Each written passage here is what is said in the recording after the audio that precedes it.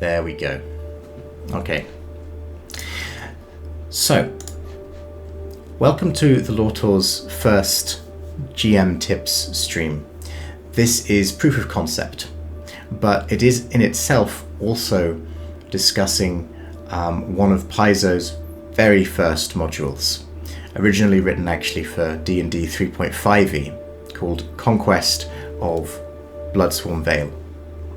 This is a campaign that I ran for just over half a year, I want to say, maybe just under, about 6 months, with a team of 4 people, 5 people, but 4 people at any given time, and I had a lot of fun.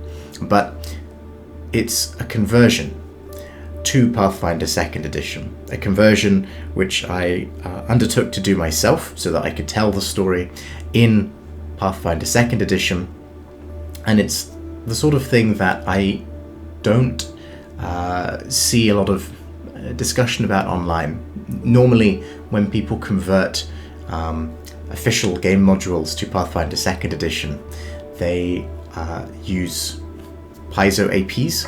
So Rise of the Runelords is probably the most, I think, popular AP conversion, but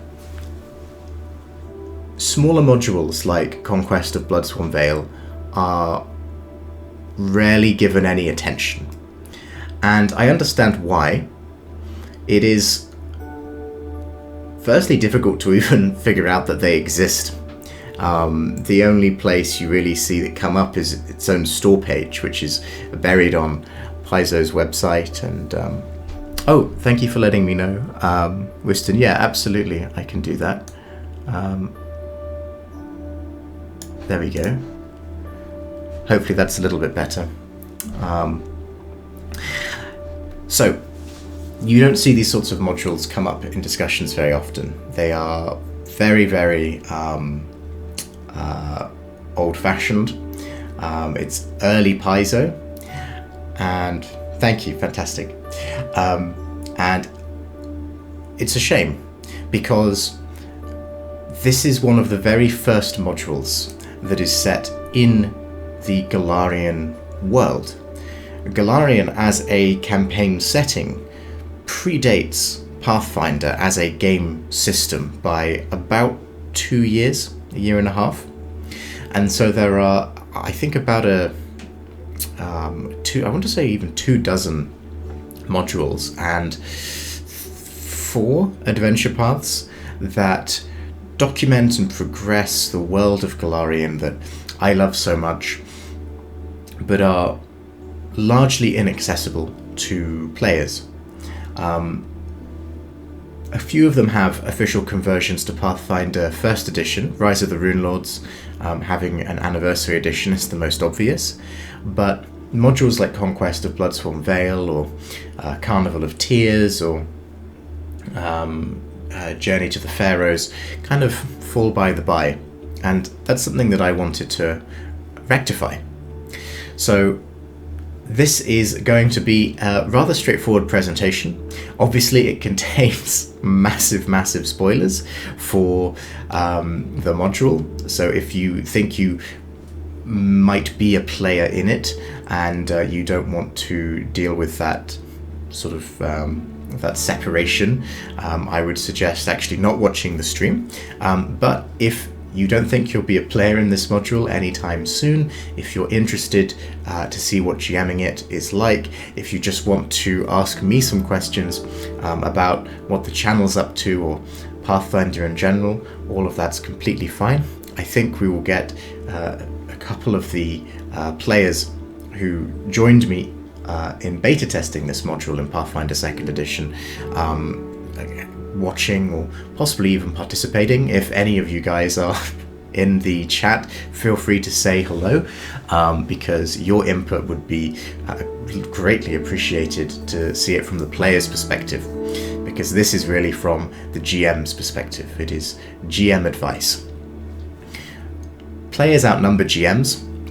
It should be about 4-1 given that the game expects an average party size of 4, overseen by a game master, so having it as about an 80-20 split of players to GMs is sort of healthy, but it does mean that GMs are vastly outnumbered by players, and it can be hard to communicate with each other. It's quite a lonely, isolating experience being a game master sometimes. You have to make the decisions yourself. All of the advice is sort of done by scouring forums and Reddit threads, and often it's because of a rules query or clarification that can lead to spirited debates, shall we say. And you have to make calls on the fly. In the case of a converted module, you also have to sometimes deal with DCs that are different on the fly, or you have to edit the story around and that sort of thing.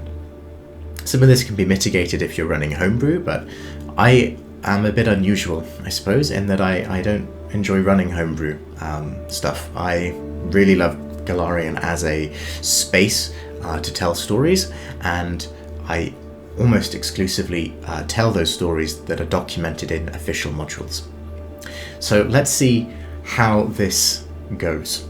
But the very last thing I want to say before we begin is to give a shout out and a thank you to a smaller Pathfinder YouTube channel called Third Action, which is run by the wonderful Jason, whose own 6-part video series, which was done in a very similar style, inspired me to create this, I guess this live stream, but it will also be this video once I pull the audio from it and do some editing magic behind the scenes. I've been converting the Rise of the Runelords adventure path, and it took months. And although there's a lot of good documentation for how to do that because it is so popular, I really found Jason's videos and advice supremely helpful. And in, I believe, the first video, he makes a point of saying that, you know, GMs, we should kind of band together, almost unionize in a sense, and share our experiences. And I honestly couldn't agree more. So his channel does a lot of old Paizo adventure path, sort of live streams of actual plays and things. Really worth checking out if you're into that sort of thing.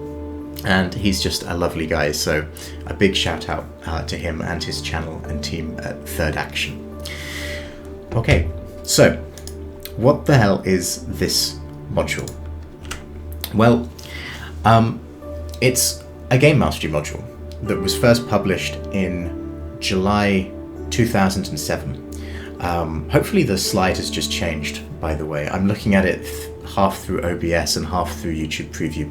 I think there's a delay. It seems to have worked. Fantastic. It's a game mastery module from July 2007. One of the very first, I think actually the first proper game mastery module.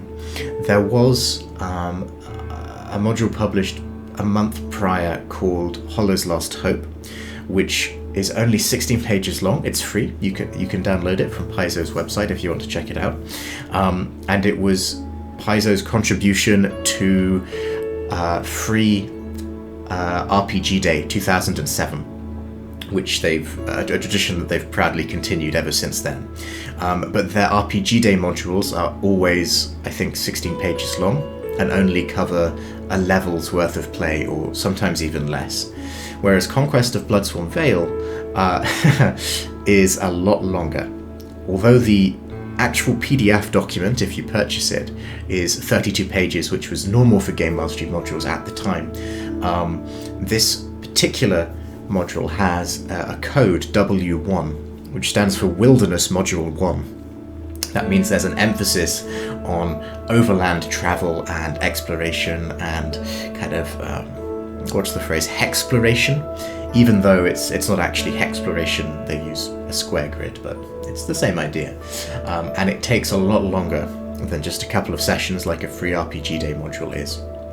I'm going to give you my stats on the next slide for full disclosure, but it's worth bearing in mind. It was written by Jason Bullman, originally for D&D 3.5e. So if you do want to have a look at the module, all of the DCs, the stat blocks, the treasure, that sort of stuff, will not look anything like Pathfinder 2nd edition, because it's not. It is very similar as a system to Pathfinder 1st edition. So if you're used to playing either old school Pathfinder, or if you've played, I suppose, the Owlcat video games, Kingmaker, Wrath of the Righteous, which also use Pathfinder 1st edition, it won't be too intimidating for you. But if you're completely new to the D&D 3.5e / Pathfinder 1e game system, it might look like complete gibberish, and so it does need to be converted. Converting a module to 2nd edition from 1st edition or D&D 3.5e, which is basically the same thing, is not as hard as it first looks, but there are some hiccups along the way, and that's something that I want to talk about briefly at the end of the presentation. However, I don't want to spend too much time in the weeds of how to convert a module from the get-go, because I think it's something that I'll end up repeating when I do more streams of the future modules that I run, and I think that anything I say has been presented in a much more elegant, eloquent and practical manner online already. So rather than try to teach people via a tangential YouTube live stream of how to convert everything, I'm just going to add my own sort of conversion notes that are unique to this module in particular towards the end. In terms of the actual campaign setting, it is located, all of the gameplay takes place in an area called the Bloodsworn Vale, as the title suggests, which is in the Mindspin Mountains in southeastern Varisia, on Golarion. It was really the first module that introduced anything to do with Varisia at all, although it's not the focus because it is isolated away from, for example, the locations you visit in Rise of the Rune Lords, which came out about a month later. It is overseen by Corvosa, which we'll talk about, but you don't need to know very much about the locale or the setting. That's an advantage of a wilderness module like this. You could easily transpose it to any sort of generic wilderness area. The premise is simply to protect work crews while they work on completing a road, and even when you begin, they're already halfway done. So as long as you have a big infrastructure project that requires a bit of mercenary protection, you could run this module wherever you wanted. But as a Golarion purist myself, running it for Bloodsworn Vale is appealing to me.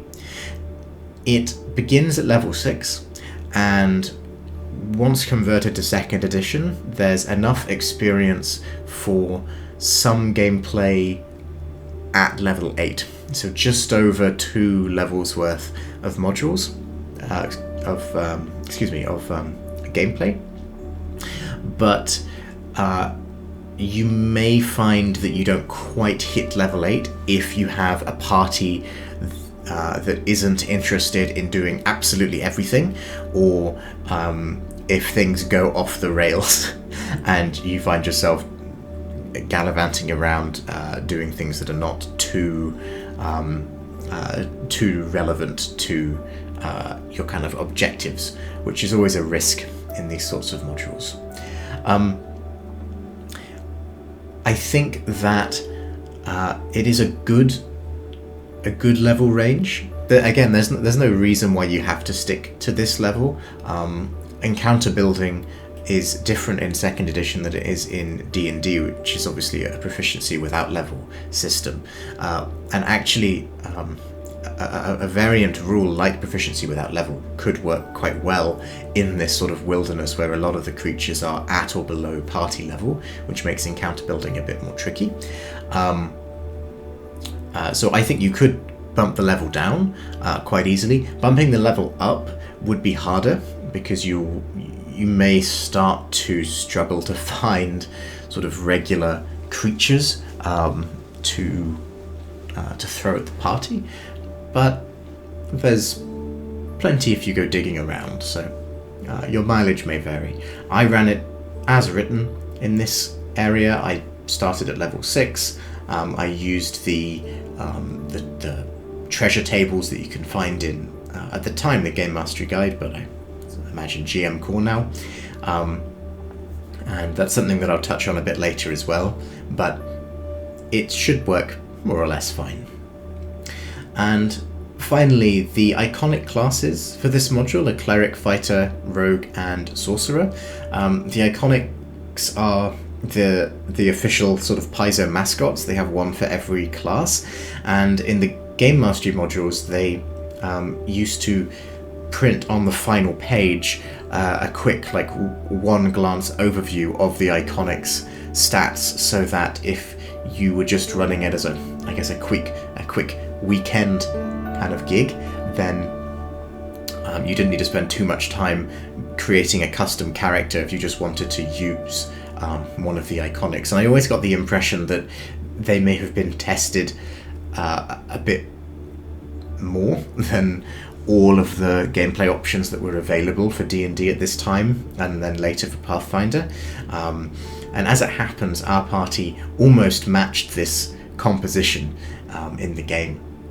But I would think it's worth documenting that if you want to kind of follow along as closely as possible, or if you have a player who isn't too interested in making a custom character or is new to the game and you just want to give them something, a Cleric, a Fighter, a Rogue, or a Sorcerer should work just fine for this module.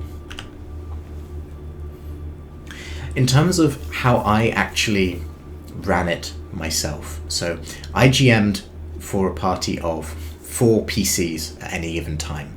I had 5 players in the end. Yeah, exactly. Seabreeze, yeah, precisely. Yeah, so not fetch right now. Yeah, we didn't have a rogue, but we had the others. We had a party of 4 PCs, 5 players, but one of our players had to leave us after about a third. No, that's not true. About halfway, about just under halfway.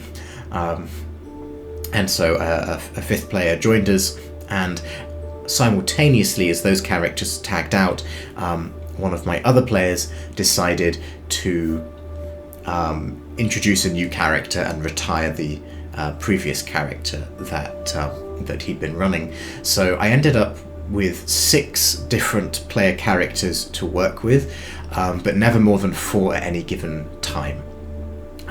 The first group here is we have Ash, who was a cleric, we have Gausha, who is a gunslinger, Twilight, who is a witch, and Vardak, who is a fighter. The player who was controlling Twilight left, and so the new player, she brought to the table Larkin, who is a sorcerer, and Gausha was replaced by Fang, who is also a gunslinger, albeit a sniper gunslinger, whereas Gausha was, I think, a what's the subclass called? Pistolo? Something like that. I can never pronounce it or remember how it's spelled exactly. But pistol specialist and then sniper specialist. It turned out quite well then that we have 3 of the 4 iconics. We don't have a rogue, as Seabreeze pointed out. We had a gunslinger instead of a rogue, but otherwise, for the second half of the module, we were following, by complete coincidence, I will add, the iconic distribution. I normally play with free archetype, and there was no exception here, and I also normally play with gradual ability boost. Both of these variant rules, Pistolero Yes, I think that's correct. That sounds correct. Yeah, Pistolero. I normally play with both of these variant rules, and it's a power boost, 2 PCs. I didn't know it at the time going in, but this particular party composition, even without being particularly optimized, and to be fair to them, they were quite well optimized, but even without that, certain classes, fighters and gunslingers being among them, are going to punch above their weight in this module for reasons that I will get to. But Free Archetype and GAB are a power boost on top of that, and that's definitely something that you do need to be aware of if you're running those variant rules. That said, if you're running those variant rules, you probably know that already. But giving the stat point boosts ahead of time means that you actually end up with all of your what are normally your level 6 boosts at level 5, and you've been building to that from level 2. So although level 6 itself, which the module begins with, is on level and actually okay, level 7 and level 8 will feel slightly more powerful, and ditto for using additional archetypes. I always encourage players to use their archetype for something flavorful rather than something mechanical if they want to, and to not worry too much about compromising the integrity of the party if they have an idea in mind that can only be executed with a free archetype character. Of course, the two are not mutually exclusive, but it's worth bearing in mind.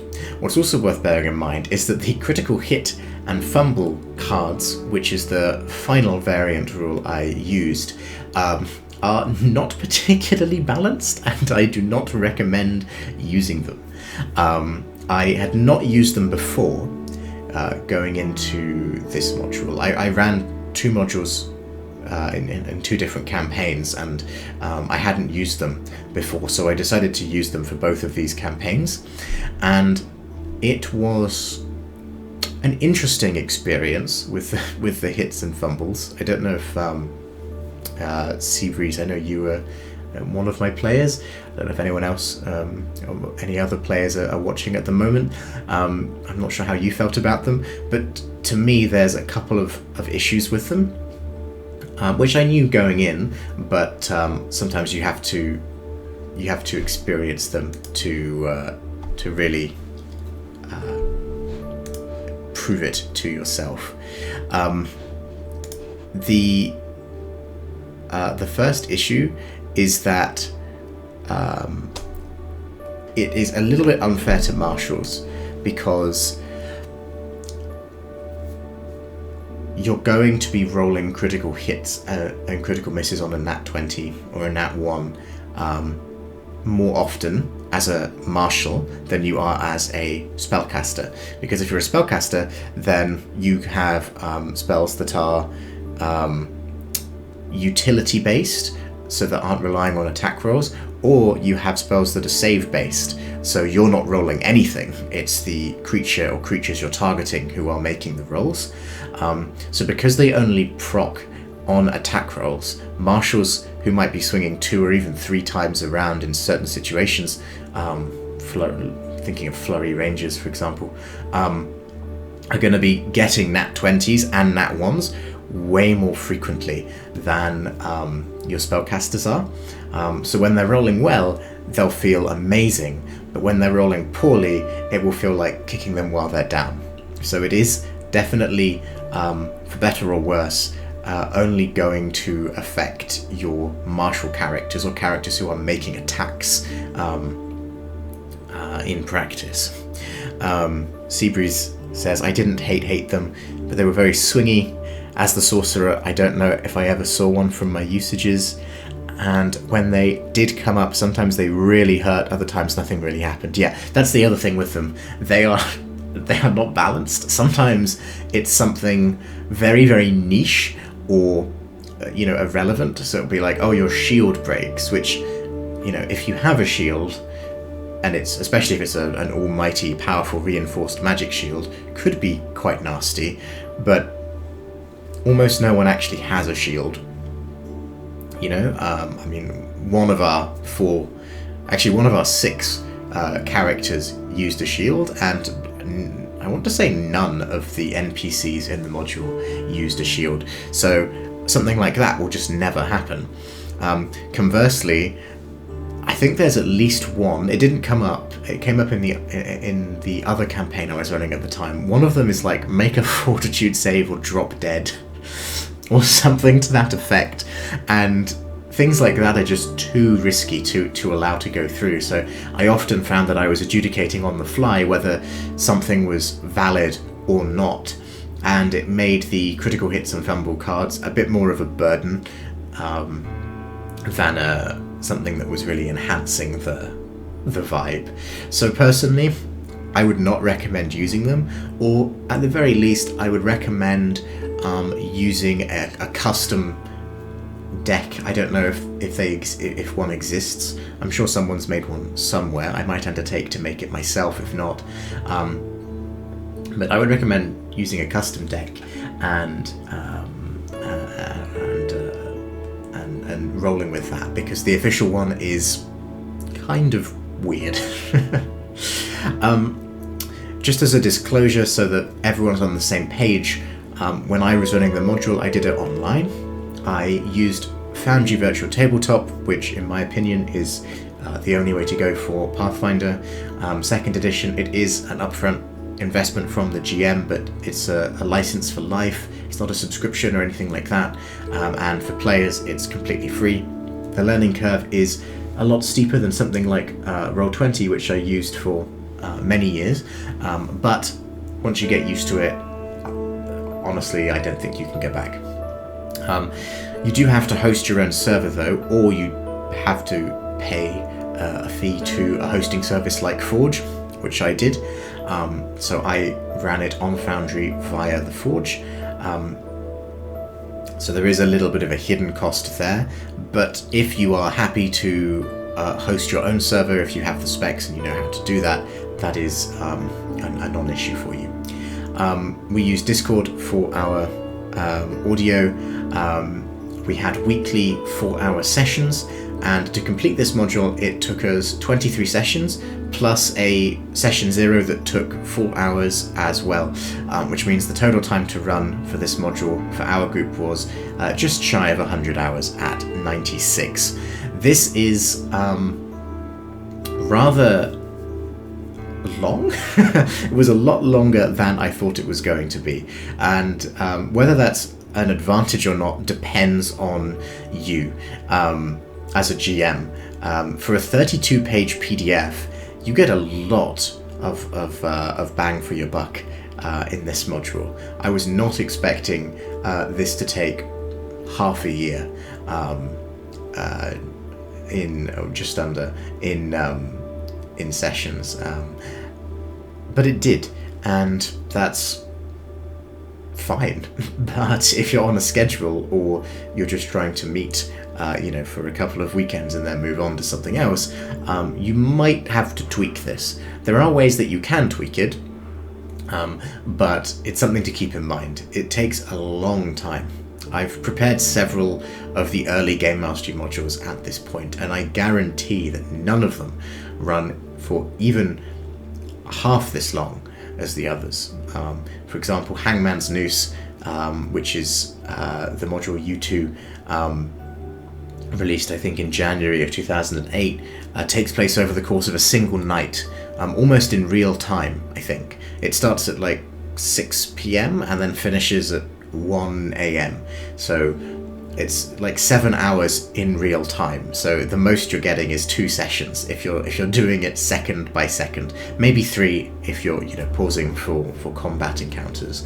But compared to that, this is like a marathon of a campaign, and sometimes it feels like it's lost its momentum, and sometimes you can struggle to actually fit things into it. which is something that I will come on to, but do keep it in mind. It takes a little while to get through. As for the module itself, the campaign timeline is quite interesting. The premise is that Korvosa is at this time, which is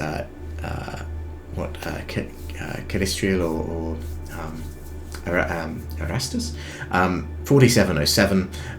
Korvosa is ruled by King Eadred II Arabasti.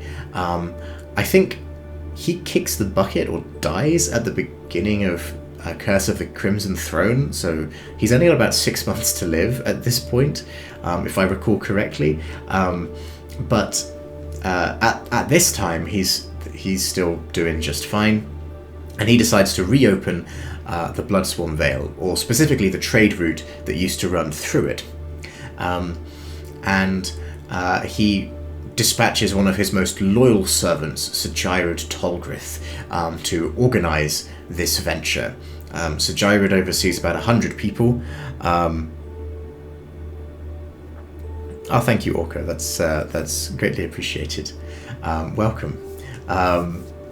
He dispatches about 100 people, and they spend about 3 months faffing around in the Bloodsworn Vale trying to get it open, and then he realizes that he really needs some help because the work crews are constantly being harassed by creatures and Fey and spirits of the damned and all sorts, and so he puts out a call that says, if you want some money, come along, help Korvosa build this road, and rewards abound. So the party accepts this notice. That's the premise. The party does need to be willing to functionally serve Korvosa.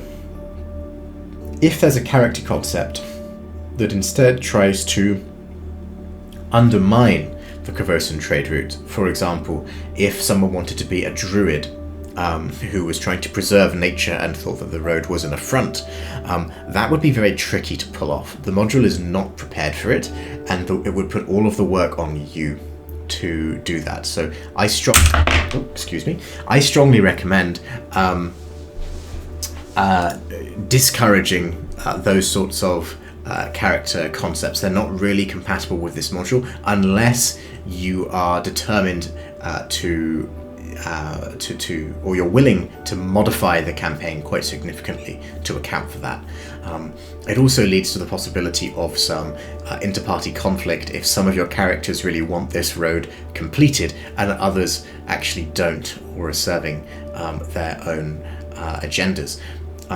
All of my player characters absolutely wanted the road to be finished, but they wanted it to be finished for slightly different reasons, and even that was enough sometimes to generate some arguments between the characters as to what course of action was best when they were kind of serving their own agendas.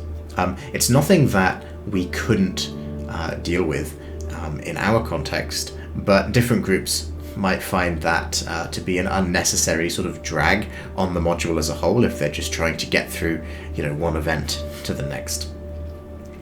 Regardless, in the final 10 days, because you're working to a strict 60-day deadline in game time, so you know when the module is finishing for your characters, in the final 10 days, a sorcerer appears, he delivers an ultimatum. He says, leave, be gone, or terrible things will happen, and if you don't deal with the threat in about a week, then he basically blows up the fortress, the little Fort Thorn that the party's been using as a campaign headquarters for the last 2 months, and that makes the emissary of the king, when he arrives like a week later, really disappointed in everyone. And it's therefore in everyone's best interests to deal with this sorcerer. You can see him here. His name is Vardak. He styles himself as Lord Vardak. Now he's a strange fellow, but he is really the BBEG of this module, and I have a lot to say about Vardak. There is also a bespoke accomplishment point mechanic that is described in this module to determine the ultimate outcome. I think it's kind of cute.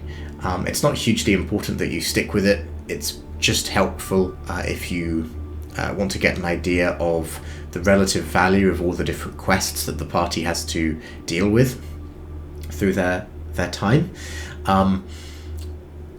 I don't think this module was the first to invent an accomplishment point mechanic by any means, but I do appreciate that it's there, and it is interesting to see what is considered worthy of an accomplishment point in the game. So, in terms of lore resources, when you're prepping, because this is the lore tour and I try to be as purist as I can within reason, your go-to here, I think, should be Pathfinder Chronicles Guide to Korvosa. It details a lot about Korvosa, of course, which is the city-state responsible for initiating this push through the Bloodsworn Vale, but it also contains some helpful information about other settlements and locales in the kind of area of Varisia that Korvosa is set. So it has some information about Yanderhof, for example, which is the dwarven sky citadel, and it has some information about, I think, other residents of the Mindspin Mountains. Because this takes place at the very beginning of Galarian's actual play timeline in the summer of 4707, all of these resources are actually published way after this campaign canonically concludes, so you have to be a little wary of spoilers, but to be honest, there's not much to spoil. The canon is the road was reopened, but that can happen without the players necessarily succeeding. So if everything goes to hell and everything blows up, you can still have the road open. It might just be a much more dangerous trade route. So there's not really anything to spoil here, except perhaps the state of Korvosa. I think the Guide to Korvosa doesn't really talk about the current political situation too much. I believe it was published really as a companion to the Curse of the Crimson Throne adventure path that released in, I want to say, February 2008. But it's fine, it will do. You can also look at the Chronicles supplement called Varisia, Birthplace of Legends. This doesn't have quite as much information as I was hoping, but it has plenty for Varisians or Shoanti interested players. Varisians are sort of the travelling nomads of Varisia. They're akin to the what's their name in Curse of Strahd? I want to say Vishtani, but I may have just made that up. Vistani, maybe. They are kind of your travellers, and they are very nomadic, so they can be around anywhere. Whereas the Shoanti are based on a fusion of Native American and Pictish cultures, and they are static. They have tribes that organise and stay in the same place. And the nearest is the Sun Clan, but they're based up on the Storval Plateau. I'll give you a location slide in a second. But in terms of cultural information, Varisia, Birthplace of Legends can give you a lot more on that. I also always recommend checking out the campaign setting, which is the first edition kind of world book, and the world guide, Lost Omens World Guide, which is the second edition equivalent. Very high level, but if you are new to Pathfinder, or if your players are new to Pathfinder as a campaign setting, they can be really useful to help orient your characters, especially if you are using this module as an installment as part of a larger campaign. If they have to open this road so that they can go through to the kind of heart of Aveston and the Gravelands, or Lastfall it will be at the time, and the Eye of Terror, or head south to Absalom or whatever. Useful stuff. Finally, it might be worth looking at the Curse of the Crimson Throne adventure path, because it's set in Korvosa.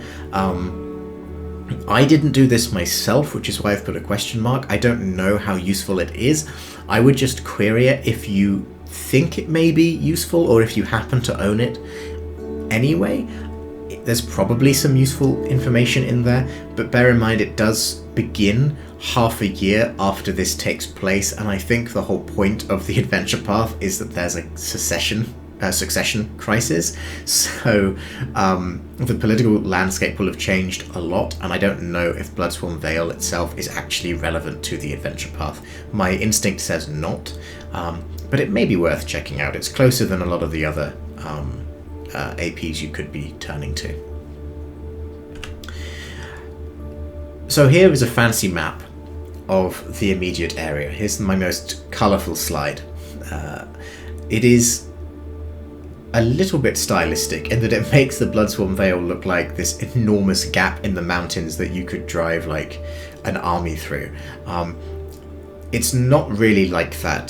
The Vale itself is quite closed. There's one path in and one path out on the west and east respectively. The path in from the Corvosan side is called Ice Deep Pass, and I get the impression that it is difficult for a wagon to navigate sometimes, so large logistical operations are going to be reasonably hindered. It is crossing the mountain range. Thank you, Orca. Yeah, I enjoyed making this slide.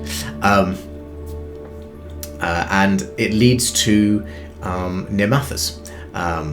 This area to the east is under Nirmathan control, which is sort of the before alignments were removed, it was the chaotic good or chaotic neutral country.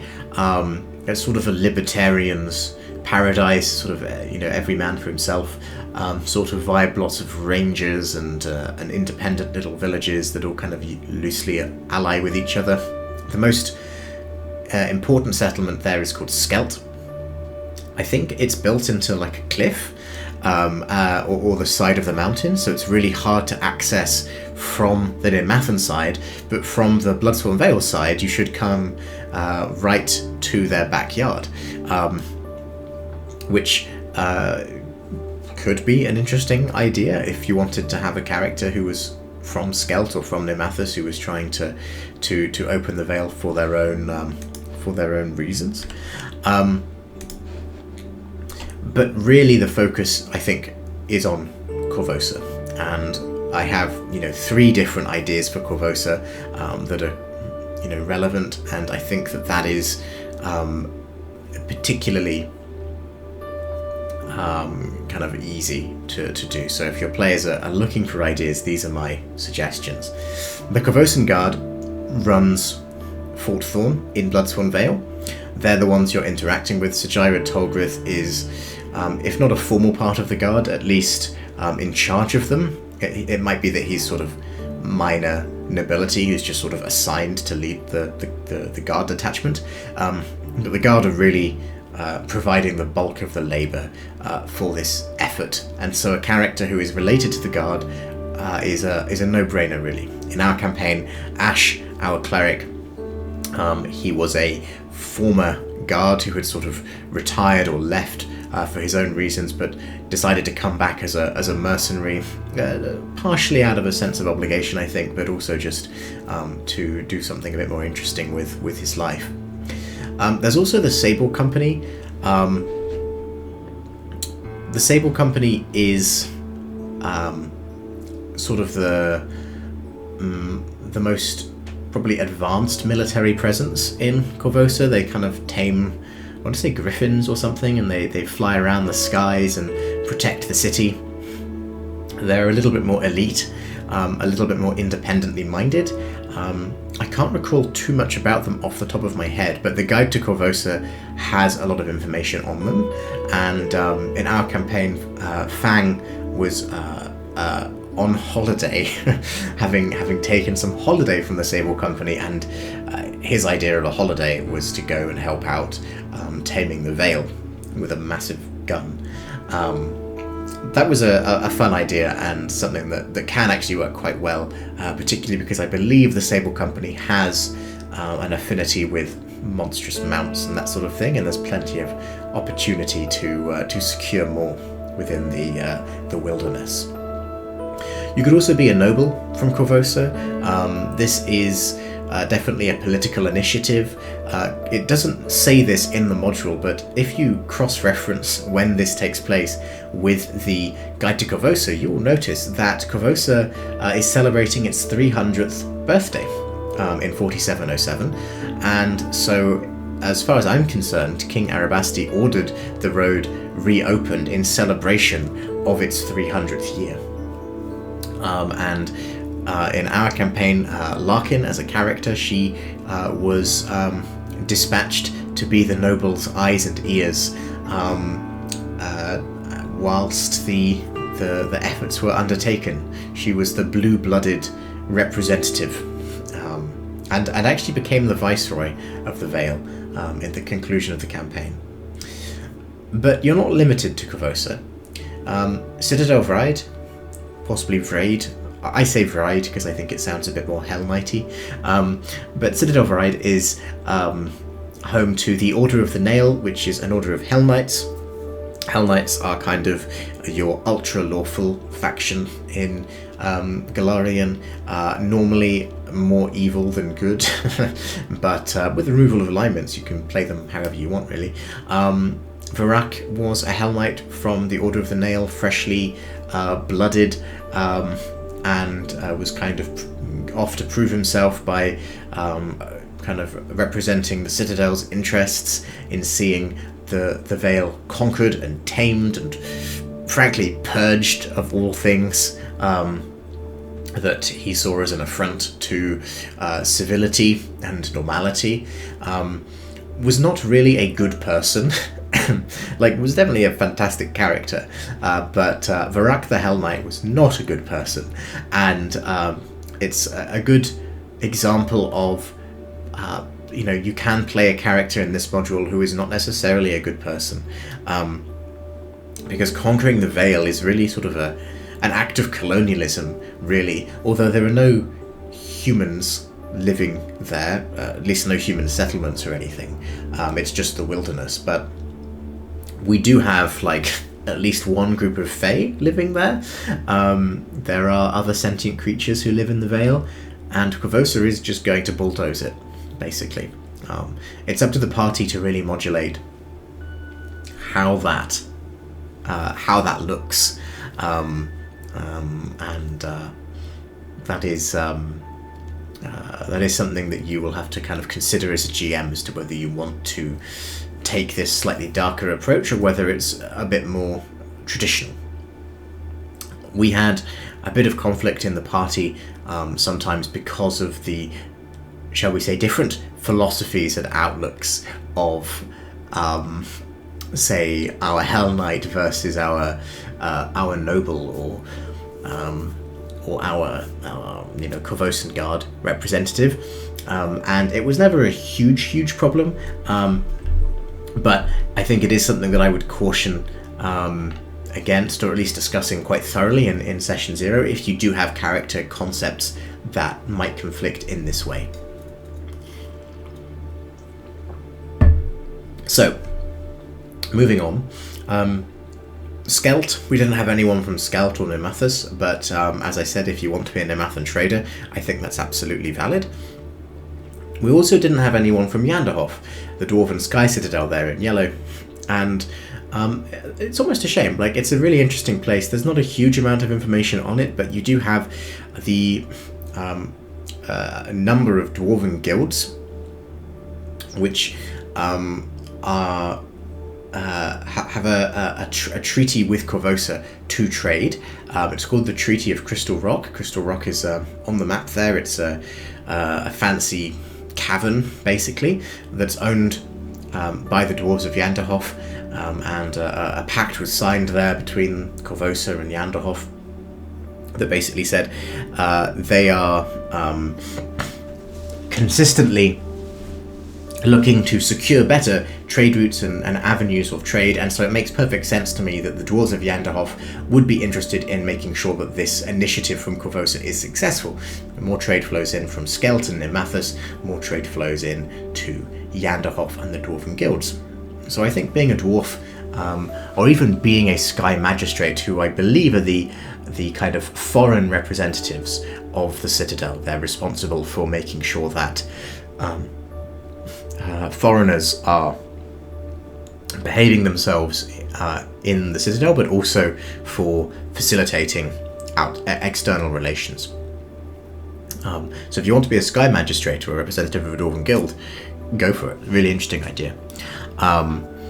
Seabreeze says, it feels like no character in this module can ever feel truly good. All are working at a goal of conquest to claim the Vale. Trying to be good might feel like being at odds with the party goals. Yeah, possibly. I think you can just ignore it. You can just say, don't think about it too much, because the module certainly doesn't think about it at all. There's no like, hey, your players might feel like they're being a bit mean or possibly downright evil when they're slaughtering these Fey who, yes, have attacked you first, but also you can kind of see why they're upset. That's very true. I think you can just ignore it.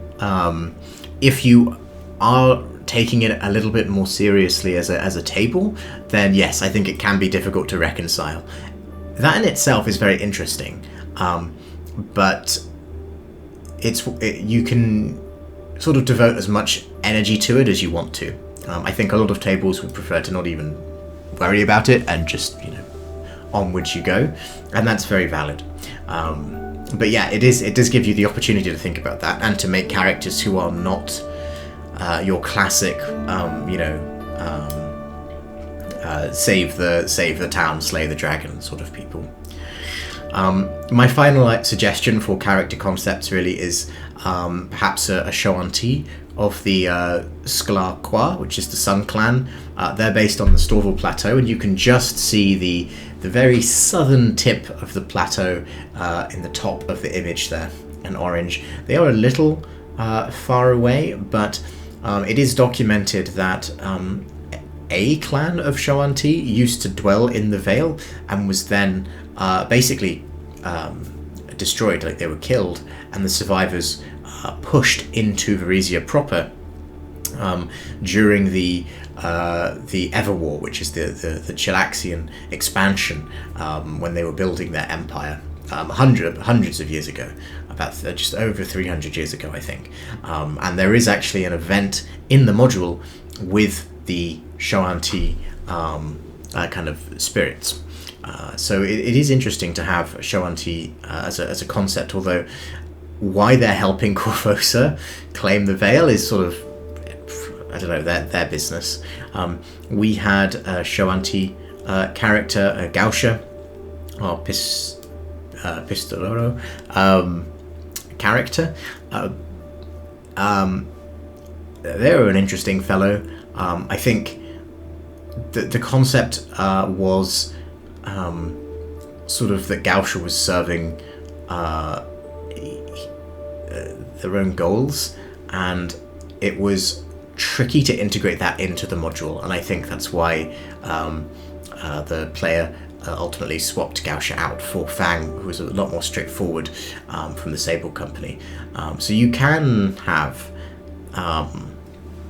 Shoanti characters, but I think it's tricky if you're kind of trying to run it in universe and trying to get the lore kind of nailed down. If that's the kind of table you enjoy, firstly, you're in good company, but secondly, it might be tricky to integrate a group of Shoanti. You could be like all Shoanti and turn it into a kind of reverse conquest module, which would be a fascinating endeavour, but very much beyond the scope of what the module is prepared for. It is, after all, only 32 pages long. Just quickly, a couple of helpful timelines as well. On the left is the official timeline from the module. It is kind of a breakdown of the key events that happen over the course of the 60 days. You will notice that there are some reasonably long stretches where nothing actually happens, and it sometimes feels like a little bit of padding, like having an event that just says the missing worker is killed by spiders, if not rescued by this day, seems a little bit odd, but so it goes. Oh, no worries, Seabreeze.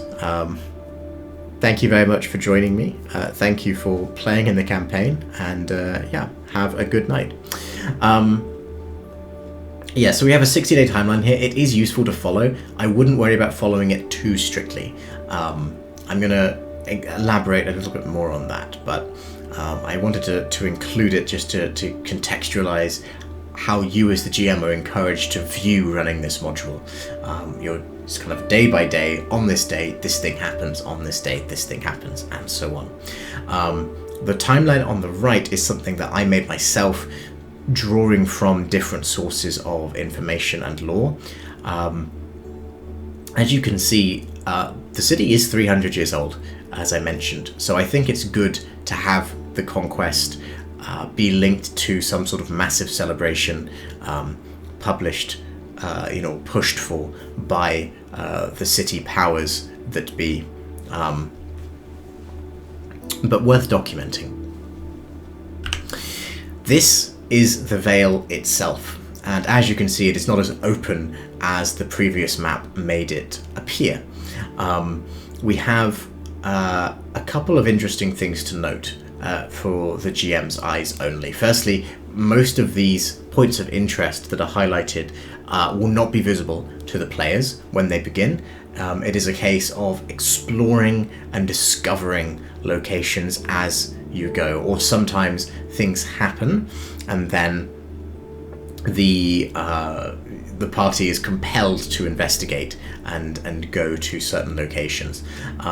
Really only the natural locations are visible, so the roads, Ice Deep Pass, the rivers, Mist Lake, and Fort Thorn itself kind of visible at the beginning, but by the end of the module I think everything here could realistically be revealed to a party that thoroughly explored everything, and our party did explore everything. Bear in mind that the road is only half finished, but perhaps I should phrase that as saying the road is already half finished by the time you begin. You do not begin the actual campaign, the actual module, at the same time that the work crews begin the road. They have been working on this for about 3 months at this point, and they are just over halfway from their perspective. So Gyrod has summoned adventurers for assistance because progress is beginning to stall for one reason or another. And so this dashed line is what the party oversees over the course of the 60 days. The first bridge next to Fort Thorn, the Petal Bridge, is finished and fine, but the second bridge, the Cold Run, is not complete at the beginning of the module. I think as written it finishes on day 6, but I would actually recommend possibly delaying that, because the bridge is what enables entry into the eastern third of the map, and there are certain key sites, most notably Vardak's fortress, that are only accessible once this bridge is complete. If you unlock it too early, I think you run certain risks with trivializing later parts of the module, but it's not the end of the world if it's finished on time. But I would suggest having a longer time to finish the bridge and then a shorter time to finish the road if you are trying to make it more event-based. The Vale as a living place is not the easiest thing to depict because the module doesn't have a lot of time for it, but I have 3 generic suggestions, things to keep in mind. Firstly, movement through the Vale is very slow. You can see here, this is the movement key on the right for traveling through the Bloodsworn Vale. Now this obviously was written with D&D in mind originally, where the default movement speed is 30 feet rather than 25. But even if you assume that the 30 feet is actually 25 for the sake of Pathfinder 2nd Edition, which I didn't, you know, a mile an hour through the forest at the beginning for a 30-foot party means that you are not going anywhere in a hurry, and a lot of your time will actually be spent just saying, oh, we go from point A to point B. This is something where your mileage may vary, no pun intended. Your slower party might have a quicker experience overall because they don't have to make decisions as often. They can just say, oh, we're going here, and it takes 3 days, so 3 days advance in the timeline. Whereas if you have a quicker party, they might get there in 1 day, and then they have to discuss amongst themselves what they're actually going to get up to for the 2 days that they've saved. In my opinion, the module is not particularly prepared for parties that go faster than 40 feet of movement speed. If you have a party that can get around this, and let me tell you, they can with the right setup, you are going to you are going to run into some interesting problems. Nothing too serious, but I think a large part of why it took 96 hours is because there were a lot of discussions that took place that could only take place because movement through the Vale was trivialized. There is also a random encounter mechanic. I have a love-hate relationship with random encounters. You have to be careful. If you're a party that just loves the combat and you just want to throw combat at your players because that's what they enjoy, then easy going. As written, these are only combat encounters. It's just a wandering monster table that's divided by location. You make a check every 6 hours. There is a 10% chance of encountering a wandering monster or monsters during the day, but it's doubled at night. I simplified this a little bit. I just made one check for the day and one check for the night if they were camping overnight. I did stick to the percentages, so 10%, 20%, but it got a little stale in the last half of the module. And so what I recommend is stopping the random encounters if you are trying to build up a sense of momentum. For the second half of the module, removing the random encounters as Vardak becomes more and more of a focus allows you to build that sense of momentum, whereas keeping them in, especially if they're just trying to get somewhere quickly, can really slow the table down. So be careful with your random encounters. That said, to keep the Vale as a living place, the party also needs a reason to actually explore it, and as written, there's only really like one reason to do this, which is a resource hunting quest that Sir Gyrod gives the party on their first day, basically. Now, to be fair to the author, he does suggest in one of the kind of sidebar design notes something like a creature hunt as an alternative, but frankly, it's not much to work with, and you do need to put a bit of extra effort in to explore the Vale, or to give your party a reason to explore the Vale. I recommend taking the strongest monsters from the random encounter table, not relegating them to random encounters, making them their own thing, and putting them somewhere physically in the Vale. We had, you can see here, the kind of mountain outcrop to the left says Chimera Den. In the swamp to the south of Mist Lake, we have the Medusa's Lair, and in the hills to the north, we have the Hill Giant's home. As written, they're not present there. But I think making your strong monsters lairs tangible locations will help a lot with motivating your party to go out and do things throughout this module, rather than hunting for resources, which is kind of always a little boring, but is even more neutered in Pathfinder 2nd Edition for reasons that I'll come on to Towards the very end of the module in part 4, they do have this obvious objective of tracking down Vardak, but that's only at the very, very end, and really if they try to do this before then, you might end up breaking the module. So be careful.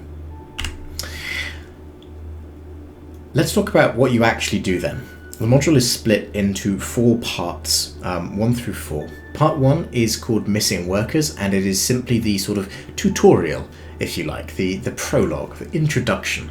It only takes place on day 0 when you first arrive, plus however long it takes the party to deal with the problem. Missing Workers serves 3 important functions. Firstly, it's your introduction to Fort Thorn itself. The statistics there is my attempt at turning the settlement into a 2nd edition style stat block. It is really just a first level settlement. There's only 100 people, with a few kind of notable higher level NPCs. Sajirid is level 6, so on par with the party when you first begin, but by the time you finish, the party will be the strongest group, the strongest individuals at the fortress. I had an interesting mechanic of limiting what items are available. Normally this is based on the settlement level, but the problem is the settlement level is too low for a level 6 party, and the loot is a bit of a problem in this module. So to circumvent that, I had this sort of delivery system where the party could order things in advance, and then they'd have to wait, but they could use Corvosa, which is a level 9 settlement, to acquire items more appropriate to their level. This was certainly... I actually quite liked it. I think it worked really well. The days that it takes to supply those items are days that your party can spend doing other things, so it's not a problem because you've got days to spare. And I said here 5% delivery fee. I didn't actually do that when I was running the module. I kind of forgot about it. They have enough money to be able to afford a 5% delivery fee if you want to, because they do get a bit more money than they should throughout the module, but it's not a huge issue.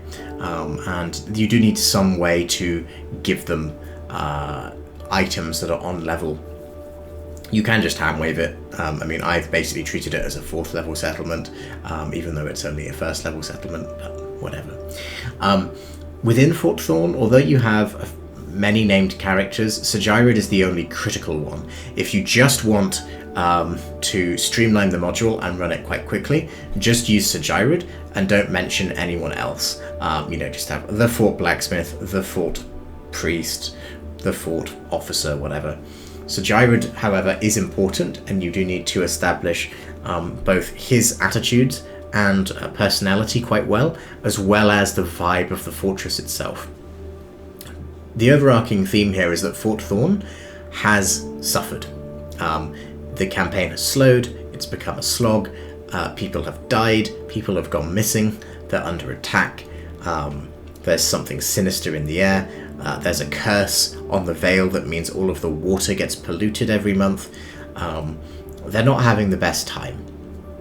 And the Corvosan Guard is not used to wilderness conquesting. They are a city force of guardsmen who normally patrol the streets and break up drunks having brawls outside taverns. They're not the kind of organization that's really equipped properly for this sort of wilderness navigation. That's something you should lean into. They're out of their depth and they need help.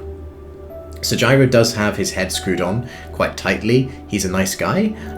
He gets the job done and is very pragmatic.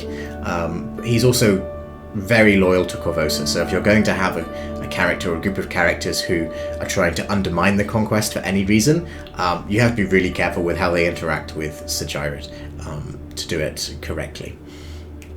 The second part of Missing Workers is your introduction to overland travel. The party will be gone for a while on their first quest, and that needs to be made clear to them. It's not a case of popping out for the afternoon and then coming back.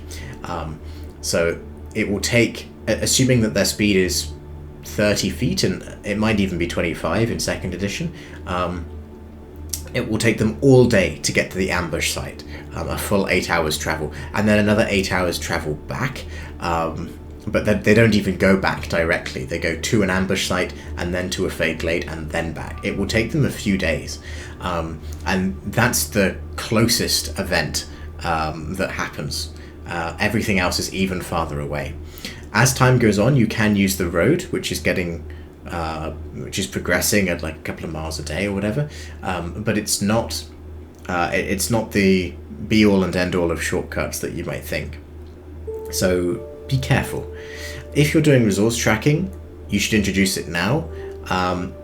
Pathfinder 2nd edition is not particularly well equipped for resource tracking in the wilderness, given how cheap and effective rations are. I would just make sure they have a tent, make sure they have some rations, and just, get them to toss a silver every time they come back to the fortress and hand wave it. And for us in our campaign at the beginning, we did have some nice RP moments where people would wake up, they'd go and hunt rabbit or whatever for their morning stew, and it does help to invest in exploration feats, but in terms of like the overnight, like everyone eat a ration and whatever, even something like this is not going to challenge that system particularly, so don't feel bad if you just hand wave it. And finally, part 1 leads to the first dungeon, and you get to meet the Fey, who are important, but they're also the only Fey in the module. And the reason why I mention that is because the module description, the blurb that you might share with your players, says that the Vale is full of dangerous Fey, and I think I had a player who at least partially built his character based around the fact that, or the assumption that he would be dealing with Fey quite a lot, and it's not true. These are the only Fey in the module, beyond random encounters. And it's a little bit disappointing. I think you could put some effort in to convert a lot of the other monsters to Fey, and have a bit more of a sense of community and cohesion throughout the Vale. The Vale is full of rose bushes that have grown after the Everwar conquest, and they are kind of lurking in the background. They're the reason forest travel is so slow. They are constant hindrances on maps, difficult terrain, they inflict piercing damage, that sort of thing. The Fey that you meet in part 1 are literally called rose blood sprites in the module, but once they're done, and it's a little bit of a shame, I think. So bear in mind that if you're just going to run it as written, the Fey are not as important as the module suggests they are. So you come to the ambush site, and I would waive random encounters to get here. The module actually introduces random encounters at this point, but I think given that part 1 serves as a bit of an introduction to more important things, you are well within your rights, even if you're using random encounters, to just waive them for this first journey to the ambush site. There's not much to say here. I don't want to walk through every DC, that's way too granular for the scope of the stream, but I will say that just note that the bodies have been buried already, which is a little bit strange. The premise is simply that a work crew has been killed, basically, and you're being sent to investigate, and you get there and the bodies are all buried. I think the idea is the scouts have buried them, the 4 scouts that are employed by the fortress, but it means that you can't examine any of the bodies, which is odd, because all of their ears have been cut off. That's the most interesting thing about this ambush site, is the missing ears. You can also find a thorn arrow that proves that it wasn't a random monster attack, and the scouts can tell you, because they're the ones who did the burying, oh yeah, all of their ears were cut off. But it's a little bit odd that it's delivered in this roundabout way. The idea might be to keep the scouts hanging around, because if everyone fails their checks to track the the ambushers. The scouts are meant to succeed and can point you in the right direction, but the DCs are not too hard. Do make sure that someone is trained in survival, but it's not a huge issue. I also want to give a shout out to the author for actually writing in 100 people and that number adding up and making sense. If you do a census of personnel here for Fort Thorn, if you include all the named characters, the numbers of other characters, it adds up to exactly 100, which is really cool. So I appreciate that. Notice that there are only 24 labourers of the 100. Almost everyone in the fortress is either ancillary staff or part of the Kavosan Guard. And the labourers, who are actually the ones building the road, are a very small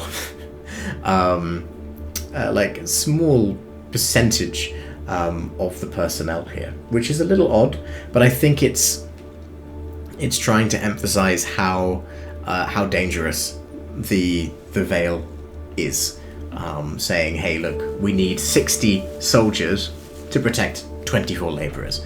That's the level of danger we're dealing with. So you track the ambushers and you get to the Fey Glade. This is the first dungeon in the module. It is one of two dungeons. The second one is Vardak's Fortress, which comes at the very end, so the module is sandwiched with these two dungeons. And the Fey Glade is rather straightforward. It's full of Fey, with a few plants guarding the top, and there's some bees in room C4 as well. The Roseblood sprites, which I converted to be a kind of gremlin, so I call them Roseblood gremlins. The gremlins are reasonably easy. They're level 3, so party level -3, worth 15 XP each. Definitely within the scope of a level 6 dungeon, but they're not going to punch very hard. They are all spellcasters. They can cast Obscuring Mist, but you have to use them cleverly for them to really hit hard. So you're within your rights to add a few hard-hitting monsters if you want to. This actually applies to the encounters overall. Even the plants and the King of the Roses himself, who is level 6, are both pretty easy to deal with. And this is a theme throughout the module as well.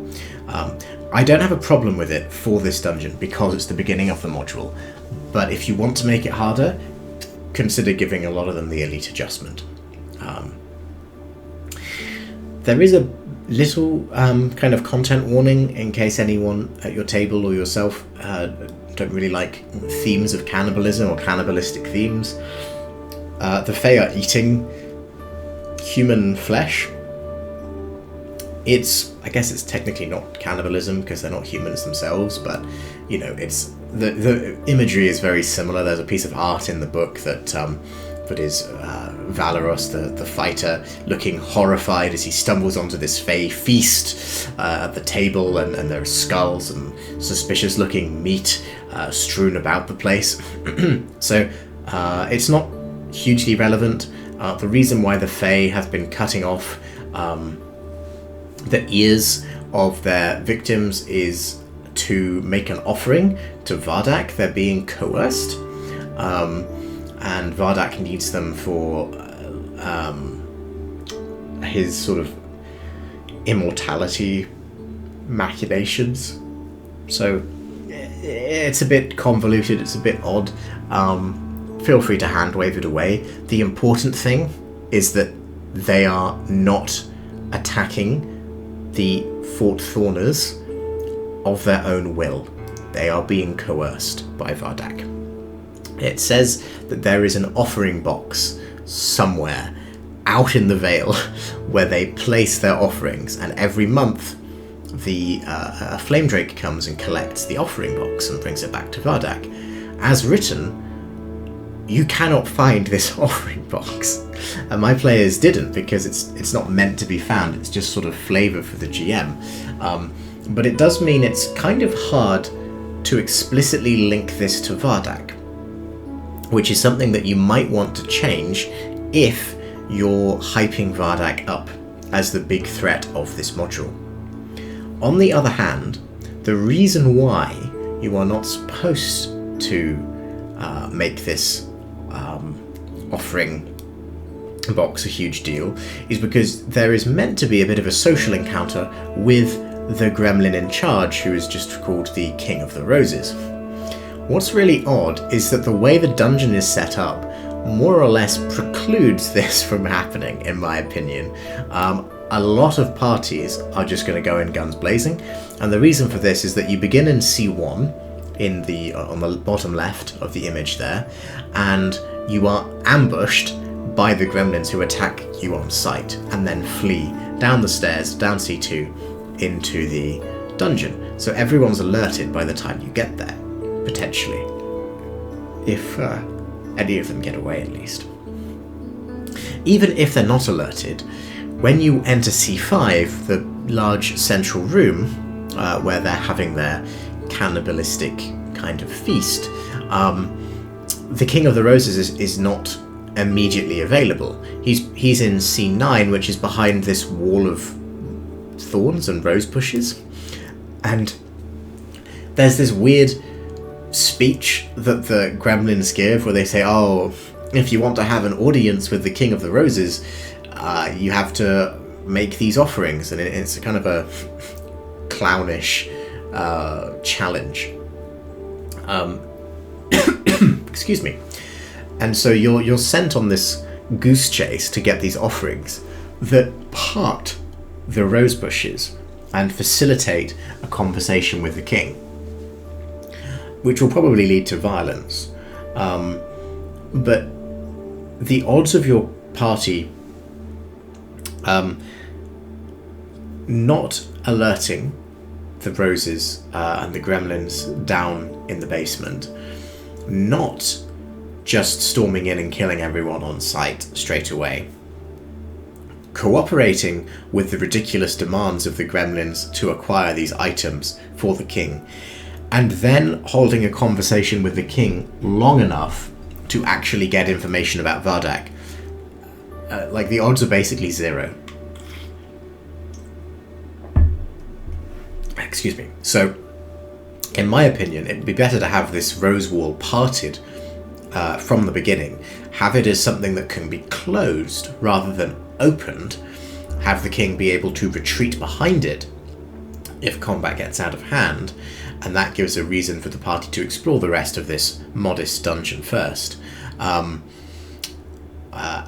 maybe have some sort of hostage-style negotiation after the combat's happened, because I think you do need to anticipate combat here happening straight away. Our party made perception checks behind the closed doors and knew that there were gremlins behind the doors, and so formulated a plan to just kick the door down and basically ambush them as quickly as possible, which makes a lot of sense. And I think that should be the default, really, or the default expectation at least. So although this is technically your first Vardak clue, it's not guaranteed that you'll get it, and it's actually quite a tangential connection to make. So in part 2, which is creatively just called Other Sites, the party enters a predictable routine. They have a few days of downtime, and then they're sent off to do something. It's a series of quests given by Sir Gyrod in response to the evolving circumstances of the fortress. In-game, this takes place from days 1 to 31 inclusive, and therefore it constitutes over half the in-game time, over half the module. And indeed, the majority of events do happen here, but the locations themselves are mostly arbitrary.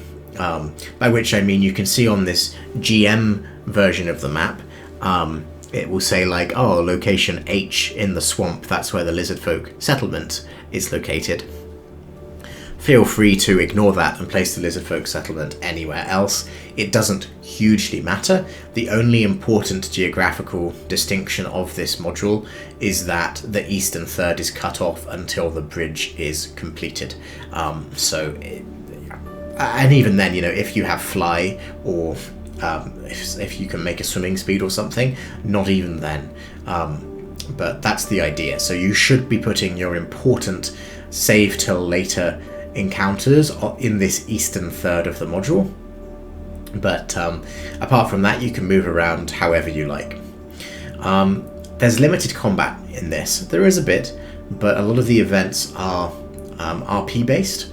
And so if you do have a table where they just want to hit things and kill things, you should keep that in mind and be prepared to maybe leverage those random encounter tables in a way that makes them a little bit less random. The event number is quite limited for the length of time that it takes. You will have a lot of downtime, which is fine, but worth keeping in mind. You also have a limited amount of loot. Loot is the hardest thing to convert from Pathfinder 1st edition or D&D 5th edition, 3.5e to 2nd edition, and this module is no exception. If you try and convert the loot directly, you will find that the party ends up with too much money in terms of the value of the items they get, but the items they actually get are not particularly helpful to them. It also assumes that you're looting the bodies of every creature you kill, which most parties won't, especially if you're not playing on a virtual tabletop. So you'll need to do a bit of work to improvise some loot. I have some guidance for that towards the end, but it's worth keeping in mind here. Consider compressing the timeline as well. If you don't want this module to take 96 hours, if you want it to be done a lot more quickly, I would suggest running it as a series of slice of lifestyle events. Run the first part, Missing Workers, as written, but then as you get to part 2, just say, 5 days later, this happens, we're now doing this. 3 days after that, this happens, we're now doing this. Don't give the players that granularity of having to decide what to do every single day, where to go, what to see. Compressing it like that is definitely the easiest way to make it a quick and easy module. It is not how the module expects you to do it, but it will work just fine. The first quest that you're given is also the least important and the most boring. It's just called Resources, and basically it's written in as a semi-random mechanic to improve Fort Thorn's item selection. You get this D8 table, and the module says roll, I think 68, so or choose 6 of the 8 and distribute them around the map as you see fit. I decided to include all 8 resource nodes because the map was looking a bit sparse already, and I do recommend if you're going to include them, just include all 8. But the problem in 2nd edition is that these resources have no mechanical impact because of the way settlements worked in 3.5e. You had like item price limits, and it was very, very different, meaning that these resources contributions to the settlement are completely diminished in 2nd edition, which means you need a better reason to run them. Your saving grace here is that it is a push factor to actually get out and do something with Fort Thorn, and a lot of parties will just look for them for the sake of looking for them because, hey, Sir Jirad said we should go get them, therefore we should go get them. That's fine, that might be enough. But I do think there is room to make them a little bit more interesting. The most obvious way of doing that, or at least the way that requires the least effort without having to invent your own bespoke settlement adjustment system in Pathfinder 2nd edition, is by tying them to other encounters. So for example, I had a Medusa inserted into the swamps in this module, and I had the Medusa's stalking ground be basically in the same location as the cold iron deposit, which meant that if the party wanted to get the cold iron, they had to deal with the Medusa. Very straightforward, doesn't really help the resource itself, the resource is still just whatever, but it it's the lowest priority, so you could just remove this quest entirely if you wanted to. You also get 1 accomplishment point for each resource you secure, so it's a good way of farming the accomplishment point mechanic if that's something that you're leaning into. You're also given 2 other quests on day 1. The first one is just called Owlbears. Owlbears have been spotted, and this is a problem. Or, more precisely, it will be a problem if they're not dealt with. The game module gives you a week to deal with them, and they begin to stall the road from day 8, so progress is halted. Excuse me. And I think this is fine. I think everything else that stalls progress on the road should happen immediately, but because you have to spend time tracking down the Owlbear caves, whose location is not known to you at the beginning, you will need to allow a few days grace for the party to search around. If they set off in the wrong direction, they could be looking for these Owlbears for a long time. There is no set mechanic of how to track the caves down.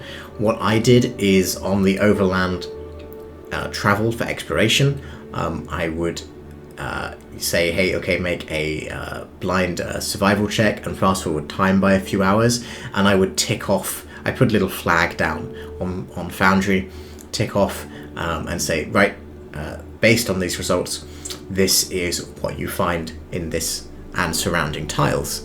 This meant that every check covered a 3x3 area, the tile they were in, and also all the connecting tiles, and that seemed to work out okay. By the time they finished the module, they had more or less found everything they had to, but there was still plenty of tiles to spare, particularly if you're including the mountain tiles that ring the entire Vale, which I think you should be.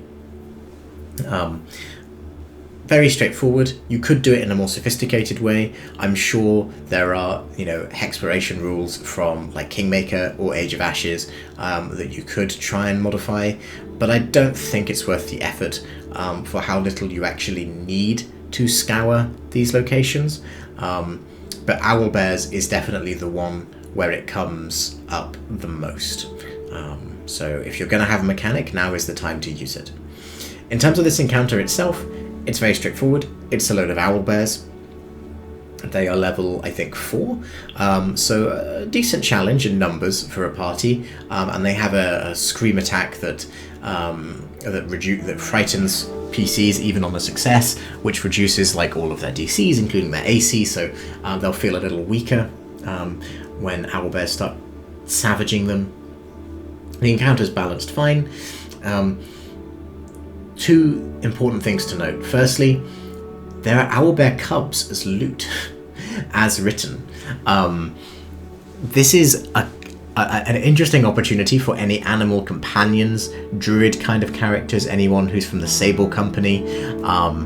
You can have these cubs be really cute and wander around. I was kind of concerned when I ran it that Vardak, one of the party members of Hell Knight, would have just killed them on sight, and that would have caused a big brouhaha with the party. So instead, I had the cubs be missing. I took them out, and the party didn't find any cubs there. And it was later revealed that Vardak had stolen them to enrage the Owlbears. As written, this has no connection with Vardak. But if you want to make Vardak more important, and you want to give the impression of there being a sinister force throughout the module, I think it's much better to use this opportunity to incorporate Vardak as a real threat, and to say, oh my god, someone has stolen the Owlbears, Owlbear cubs. In terms of how you reveal that to the party, I think I just had the nest be a bit scorched, because flame drakes are Vardak's tool of choice, and they knew that something had burned the nest, which would obviously be either an intelligent humanoid or something that could breathe fire, either of which will eventually lead you to Vardak.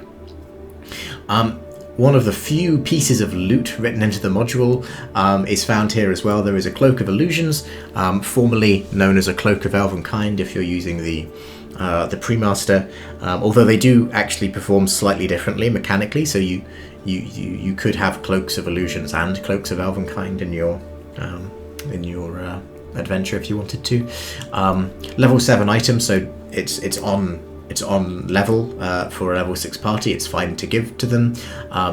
My party didn't actually find it. It was they rolled poorly, searching this murky pool, and so it was never given out to them. Important loot shouldn't be hidden, and this is an interesting one where the loot is not important in itself. It's not critical, but it is also one of the very few opportunities the party has to actually get loot spontaneously.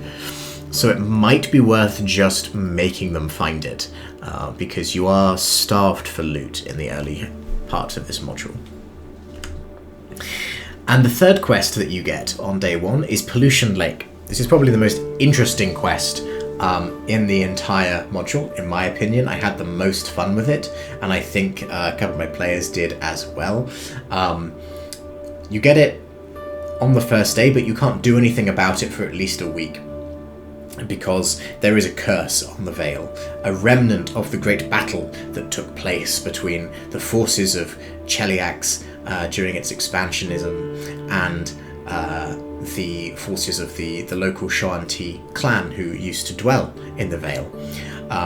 Every month, or every 30 days to be specific, all of the water in the Vale is fouled, and all of the water that is not in a sealed container. So the fortress has had to be kind of storing water in barrels, and they're really sick of it and want the river to just be normal for a change, and the lake as well. So Gyrid says, can you please track down the source of this curse and deal with it? The encounter itself, once you track it down, it's on the shores of Mist Lake, is a combat one, but there's no map provided, which is a bit of a shame. So you'll need to dig out your own lakeside encounter map if you're not doing Theatre of the Mind, or just using like a grid on a table. And I think it should be a very difficult encounter. I would make it a severe 7 encounter, so that would be an extreme 6 encounter. It should be very difficult for the party to resolve this immediately. Not impossible, but very difficult. And the reason is it generates a sense of urgency. You have a second chance, but you only have a second chance. There is no third chance if the party fails to resolve it on day 8. If they don't even attempt to resolve it on day 8 and they go straight for day 38, then they should be level 7 by day 38, so it should be okay. It's 3 wraiths, who, as written, are actually kind of related to the Chalish warriors who died. Basically, the forces of the Shoanti and the forces of the Chelaxian Empire clash every month. They form these sort of spirit hosts, and they do battle on the shores of the lake. And in the throng of combat, a trio of Chalish warriors kind of corner the party, and you have to battle them to break the connection. It says they got isolated from the rest of their army and were killed, and so they've been trying to find victory and so on. It's a bit weird, because if you kill them, you're not giving them victory, and also I think it's much more thematic to give this one over to the Shoanti rather than the Chalish. So I made them Shoanti barbarians rather than Chalish barbarians, and we had a Shoanti PC at the time, so it made it a lot more appropriate.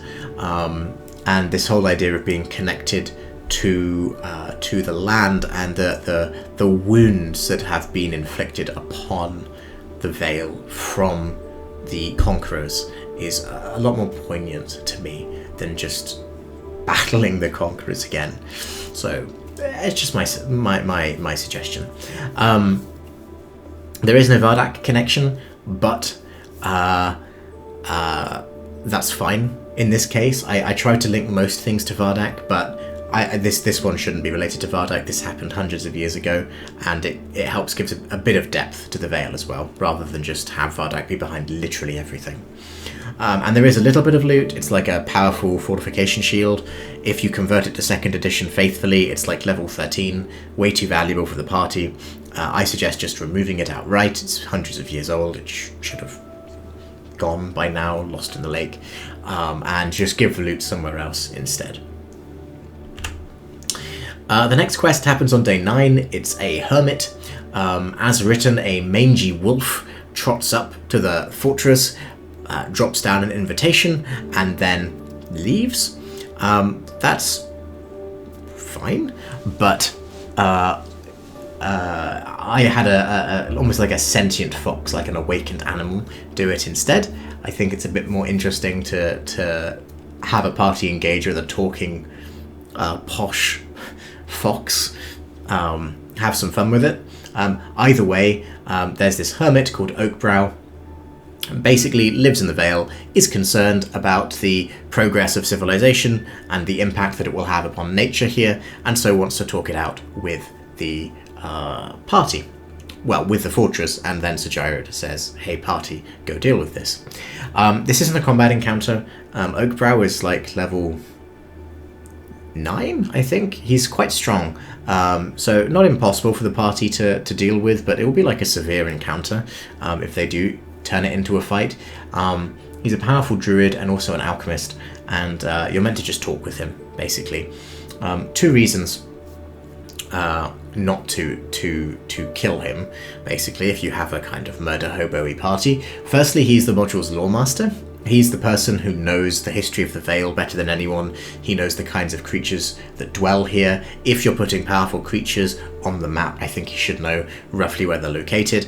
I think he has, or had at this point, a working relationship with the Fey as well, and knew the King of the Roses. I may have just made that up for my module, or my interpretation of it, but it's definitely the sort of thing that he would know.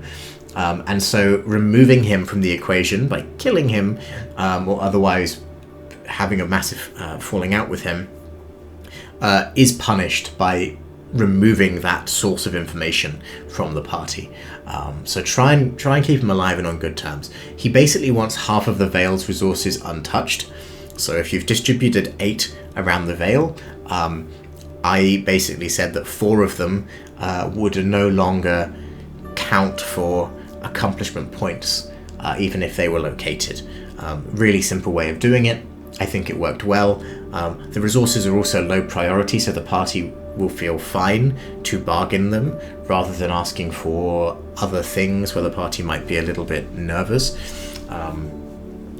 That's not the main issue. The main issue with Oakbrow is that for some reason he knows who Vardak is, which is a huge problem, because if the party finds out who Vardak is too early, they will immediately depart to try and kill him. At this point, they might not have any reason to be asking about Vardak. If you're running it strictly as written, they may know that someone was coercing the Fey, but they're just as likely to think it's Oakbrow than anyone else, and the Owlbears and Pollution Lake have no connection with him, so they might not be asking around about anyone. But because I made the connections a bit more obvious, by this point in time my party was asking all sorts of awkward questions, and it would break the module to have Oakbrow just be like, oh yeah, there's this sorcerer, he lives over there, go have fun, because it would cut it short. If you do want to cut the module short, this is how you do it. Compress the timeline and then have Oakbrow just name drop Vardak. He might not recognize the name, to be fair. It's not entirely clear if he knows like Vardak personally, but he definitely knows that there is a fortress where a sorcerer lives over in the mountains to the east of the Vale. How you want to manage that is your own business. I suggest just make him not know, basically. And I think the last encounter in part 2 is the Den of Webs. It happens on day 14. The workers are attacked by massive spiders, and that's it. Basically, one of them is abducted, a half-elf called Tharlin. He is killed 5 days later, but the party can travel directly along the road, which is very quick, and there's not much tracking required, so the odds of them arriving too late to save Tharlin are basically 0. The encounter itself, there is a map for it, which you can see here. You do need at least one high-level spider, because the hunting spiders that the module uses are level 1, or level 2 if you use the elite adjustment, and although technically level 2 is the very lower limit of what is appropriate for a level 6 party at party level -4, it is really not not worth your time. Make the spiders higher level instead. I did have a few level 2 spiders, but for the most part I just used I used this massive elite ogre spider in the center of the den, who could just lob webbing at people as the centerpiece. I think that would work a lot better. Just throw spiders at the party and have fun with it. There is a piece of loot here. There is a bugbear corpse. The bugbear corpse in itself is foreshadowing for the bugbear encounter that happens later in the module. I think, as written, there's no connection, but frankly, you need to make all the connections you can running Bloodsworn Vale, and so I strongly recommend, if possible, using the bugbear corpse as an opportunity to say something like, you recall that bugbears seldom live or travel alone, and therefore there may be a band nearby. Something to that effect. But regardless, the bugbear corpse has a +1 striking frost morningstar. The frost rune is a level 8 item. It is in theory too strong for level 6, but it's fine for level 7, so it's okay to give it to them here at the end of part 2, because they're almost level 7 by this point anyway. Good for a martial character, just generic damage boost for the rest of the adventure. Very solid loot choice. I see no reason to change it. Part 3 of the module is called Fire Plague, and it happens between days 32 and 49 inclusive. It essentially begins when Vardak's drakes fail to extract payment from the Fey, because they're all dead, thanks to the party, basically, by that point. And so the Fey Glade is burnt to the ground in this unusual act of violence that should give a really strong clue, if nothing is under suspicion by now, that something is afoot in the Vale. Flame drakes are intelligent creatures. They speak Draconic, and they normally stick to the mountains. So a group of them coming down and burning the Fey Glade, creating a fire that's visible from the watchtowers of Fort Thorn, should be attracting attention. 2 days later, they launch a massive attack on Fort Thorn. This is the kind of biggest set piece in the module, and it takes place it takes place on the cover of the Bloodsworn Vale PDF, so it's they're very proud of it. The problem is, it's 4 flame drakes who are level 6. If your party's still level 6, which they might be, if they are, this will be the encounter that bumps them up to level 7 in all likelihood. If they are, then this could be quite a difficult encounter. Wait, are flame drakes level 6? Maybe they're not. They might be level 5. But in any case, it might be like a severe encounter, or even an extreme encounter, depending on what's going on. And flame drakes are very, very quick. They can shoot exploding fireballs from their mouths, I think every turn. So they can be hard to deal with. So I thought. My problem was that our party had a sniper gunslinger, and gunslingers are critical hit specialists, and snipers are like ultra critical hit specialists with really long range. So when I ran this encounter, all that happened was 4 flame drakes come barreling in to the fortress, and the sniper sits at the top of the watchtower, A5, and one by one, methodically shoots them all dead with massive damage, critical hits with his sniper rifle. There was a bit of combat. The others could do a little bit here and there. I tried to balance it as best I could, but it was over quite quickly. Only one building was damaged, and it really was not balanced. My poor flame drakes didn't stand a chance. Therefore, I caution you, if you have a gunslinger in the party, especially a sniper gunslinger, or indeed any character who is likely to get critical hits at range, this encounter might be quite easy. That's not necessarily a problem in itself. I mean, sometimes you just want to reward characters who have built themselves in a certain way, but it is supposed to be this fight for survival that galvanizes the fortress and stirs Sir Gyrod to be a bit more proactive. And if the fight is trivialized, this will not be the case. So do be careful with it. I think the attack should feel dangerous. I think you should add more flame drakes if you think that they're going to go down too quickly.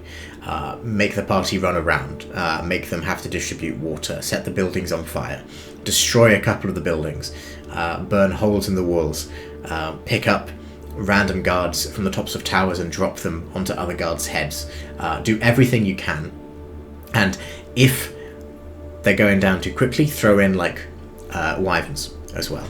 Make them dangerous. You might even, if you wanted to, include Vardak himself coordinating it.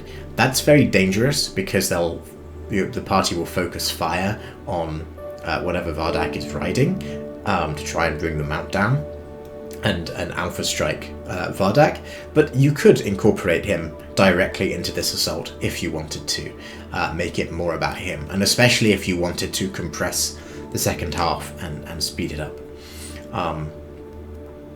So consider your pacing, and you have been warned if you have ranged critical hit specialists for this attack. After the attack, come what may, you are given the quest to go to Pointer's Rock, which is kind of a lonely hill that's visible from Fort Thorn that's in the middle of the Vale, and is the location where the surviving and remaining flame drakes have made their roost. Go to Pointer's Rock and kill them all, basically. If Fort Thorn has been burnt to the ground or severely damaged and your friends have died and so on, now is the time for vengeance.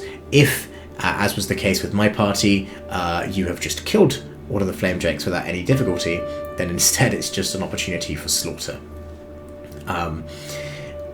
Note that this map has a slightly larger grid size. That is important. Pointer's Rock is a large location and should feel like it. So do make sure that you are adjusting the grid size appropriately if you're using the actual map from the book. Also know that the party should be level 7 by now as well, which will make the flame drakes comparatively easier than if you fought them at level 6.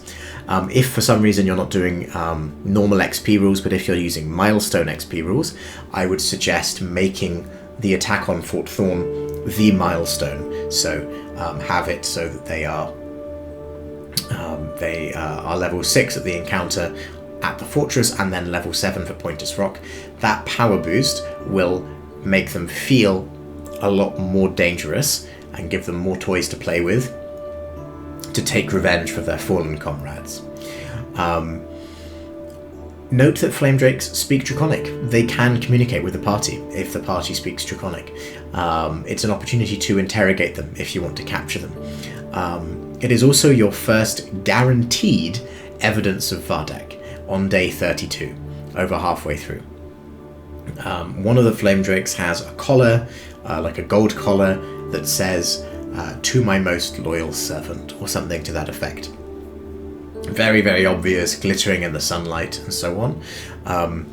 If they haven't figured out that there's someone coordinating the flame drakes and it's sort of another intelligent force of malice behind the activities in the Vale, now is when you tell them explicitly. This is the fail-safe.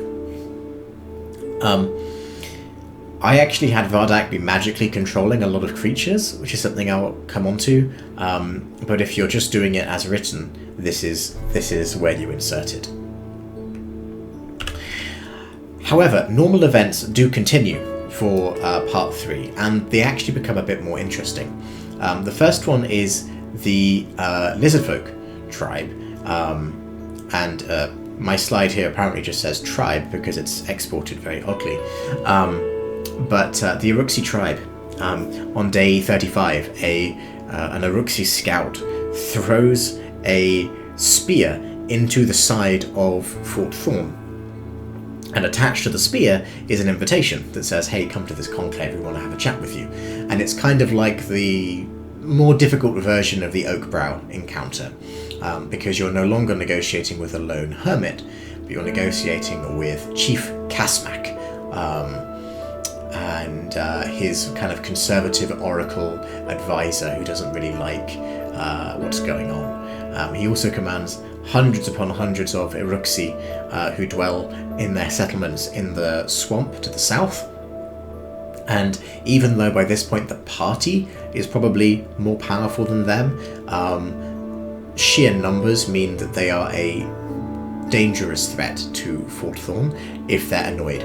It also means that you can't just kill them all because there are too many of them, frankly. So it is written as a social encounter. The location is described well, but there's no map provided, which is quite normal for these early modules. They had to save space, and the important encounters were the combat ones that needed maps with grids, so I get it. But it is a bit of a shame because it does describe this really cool kind of almost like arena where you enter and negotiate before the lizard folk themselves. The Uruxi have a thing about doing things under the night sky, under the stars, so I would have the conclave occur at night, to give them a little bit more time to get there as well, because it occurs on day 39. 4 days is not a huge amount of time to get from Fort Thorn to the Lizardfolk settlement.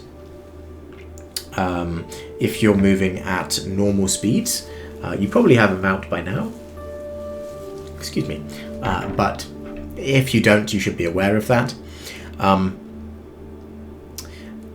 I would also suggest warning the party that the Pollution Lake second opportunity is on day 38.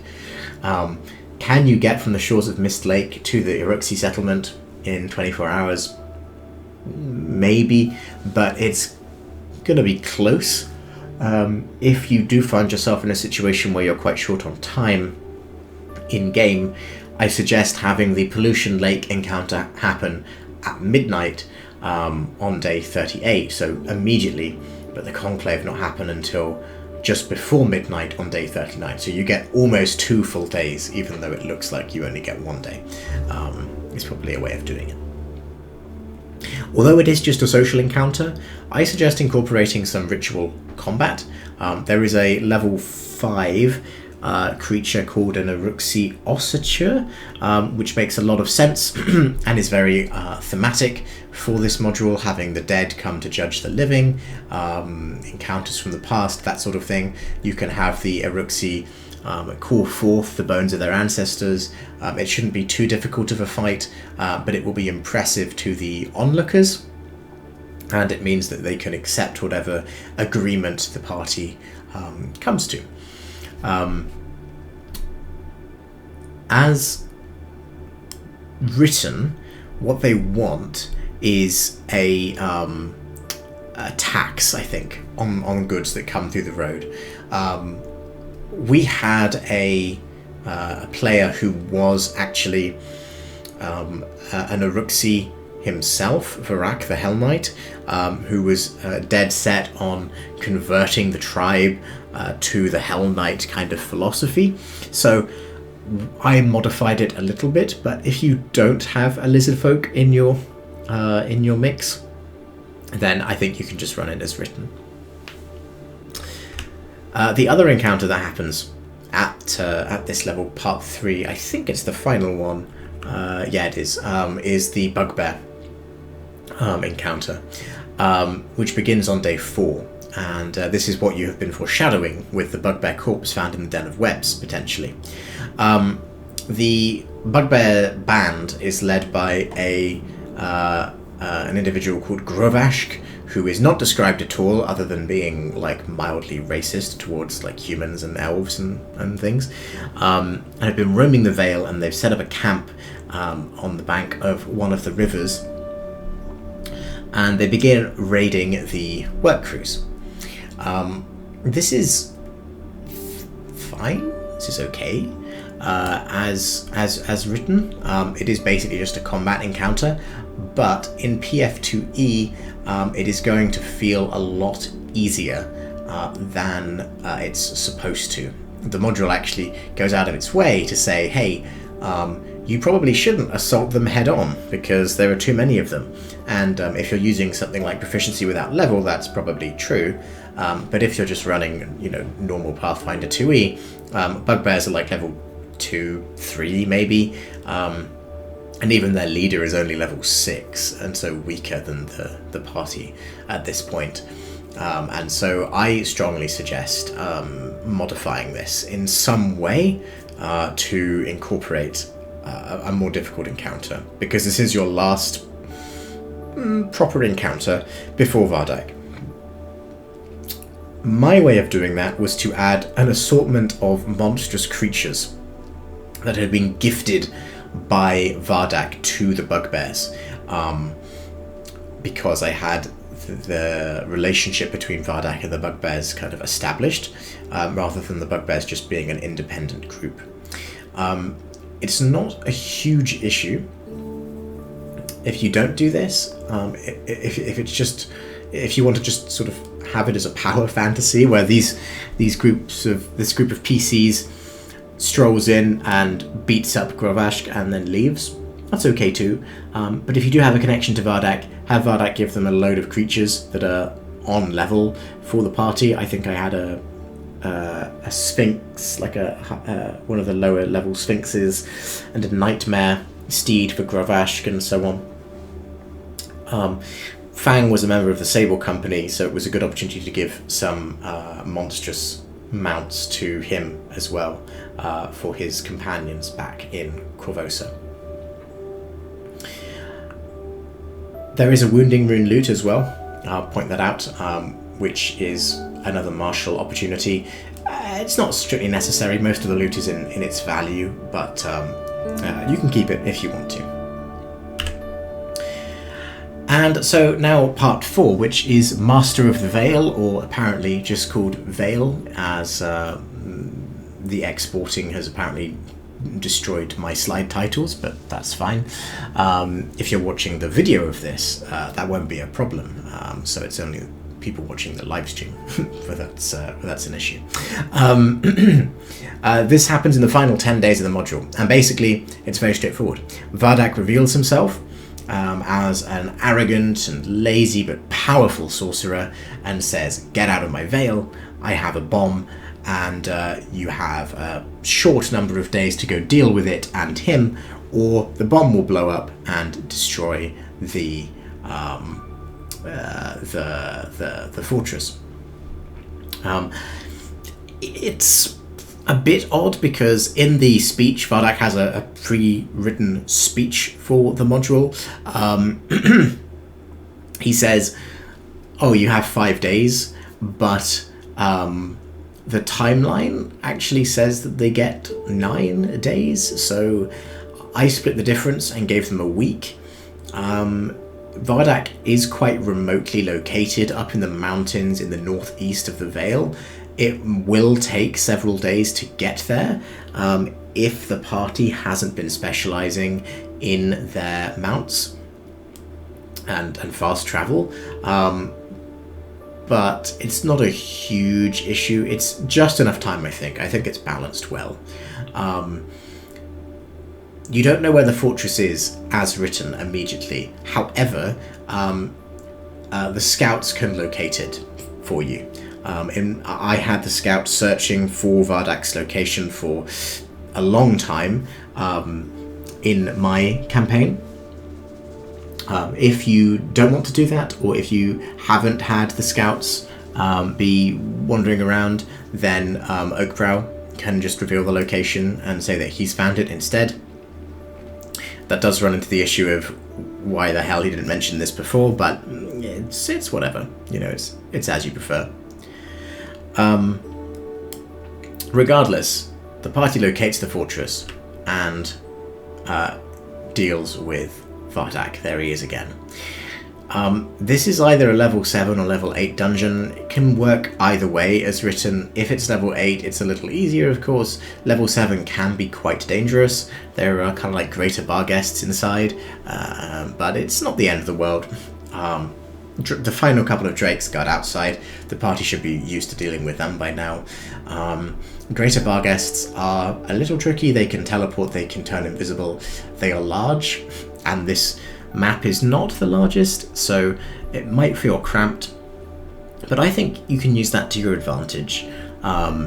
It's quite a it's one of those Paizo maps where there are just doors everywhere. Everywhere has doors, and if you use that to your advantage, it can be quite funny. But feel free to have all the doors open as well to facilitate your large creatures moving about. There is a goblin little cook in M6 called Lopo. As written, he is not related to Grovash's group of bugbears at all, but I would recommend having Lopo the goblin be a kind of tribute paid to Vardak by the bugbear group.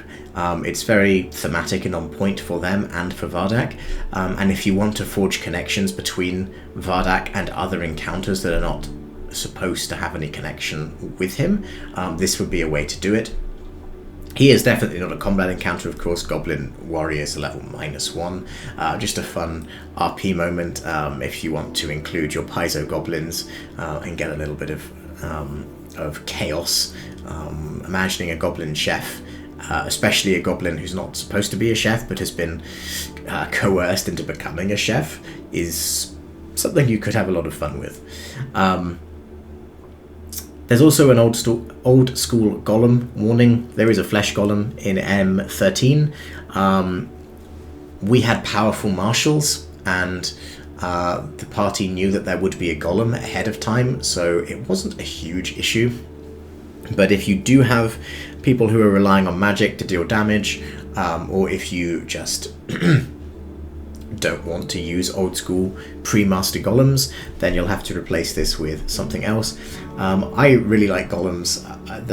They're really thematic and they're a different kind of challenge, but I do appreciate that if they come out of nowhere, they can be a bit of an issue for an unprepared party to deal with, so be careful of that.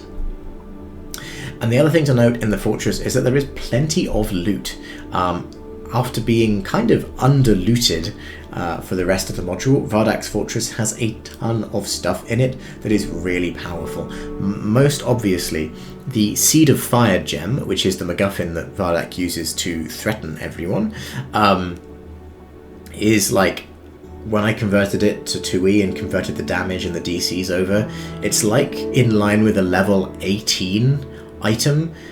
You can think of it as a consumable because it's single use, but yeah, you can really do some damage with this Seed of Fire gem. There's also like the equivalent of a golem stylus. There's a candle of I think invocation in the fortress as well. It's very strong. Don't worry about it.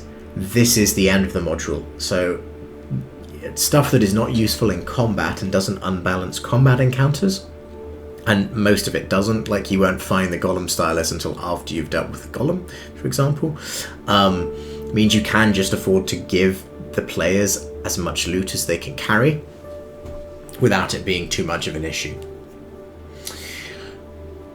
However, you do have to deal with Vardak himself. He's located in his throne room, and his throne room is a little cramped and a little tricky. There are a pair of hazards on the floor that could just kill a party member, even in 2nd edition Pathfinder, with the health boost and everything and the damage limitations. It is a kind of a shoot trap that goes down the mountainside, and you will fall 100 feet and so take 50 bludgeoning damage and be stuck at the bottom of a 100-foot chute if you fail to spot and then fail to grab an edge on this trap. There are 2 of them, and it means that it's kind of difficult to safely approach the throne room. Sorry, not the throne room, the throne itself. But you should not be relying on the hazards to save Vardak. It is reasonably obvious that there is something wrong with how the characters are moving around and positioning themselves to protect Vardak. That there is something wrong with the room and that there's a booby trap somewhere. And as soon as the party knows this, it is trivial to just leap over them to beat up Vardak himself. So I would recommend placing a medium or large creature in between the 2 hazards so that there is no easy way to get around them without at least triggering like a reactive strike or something like that. That way there is a clear divide between Vardak and the party, and Vardak is a sorcerer, is a spellcaster, does not want to be in melee. It will make him feel powerful. Vardak is level 11, I think, I think he's level 11, so he's party level plus 3 if you are running this as a level 8 dungeon, which I think you should be. Even if you're not, the final encounter should be level 8, I think. Like, give them a level up just before they deal with Vardak if they've cleared the rest of this dungeon at level 7. And make him party level plus 3. If they're level 7, he's going to be party level plus 4, and it's going to be really, really dangerous. But as long as he's party level plus 3, you can make it an extreme encounter safely if the party knows what they're doing. All you have to do is stagger the arrival of reinforcements. This is particularly relevant if, like my party, they decided that they wanted to go and alpha strike Vardak and kill him immediately. The assumption is that he has the Seed of Fire gem on him that he's threatening to use to destroy the fortress. It's not actually true. He doesn't have it on him explicitly, and the reason is that it gives a party to explore the rest of the dungeon after he's been dealt with.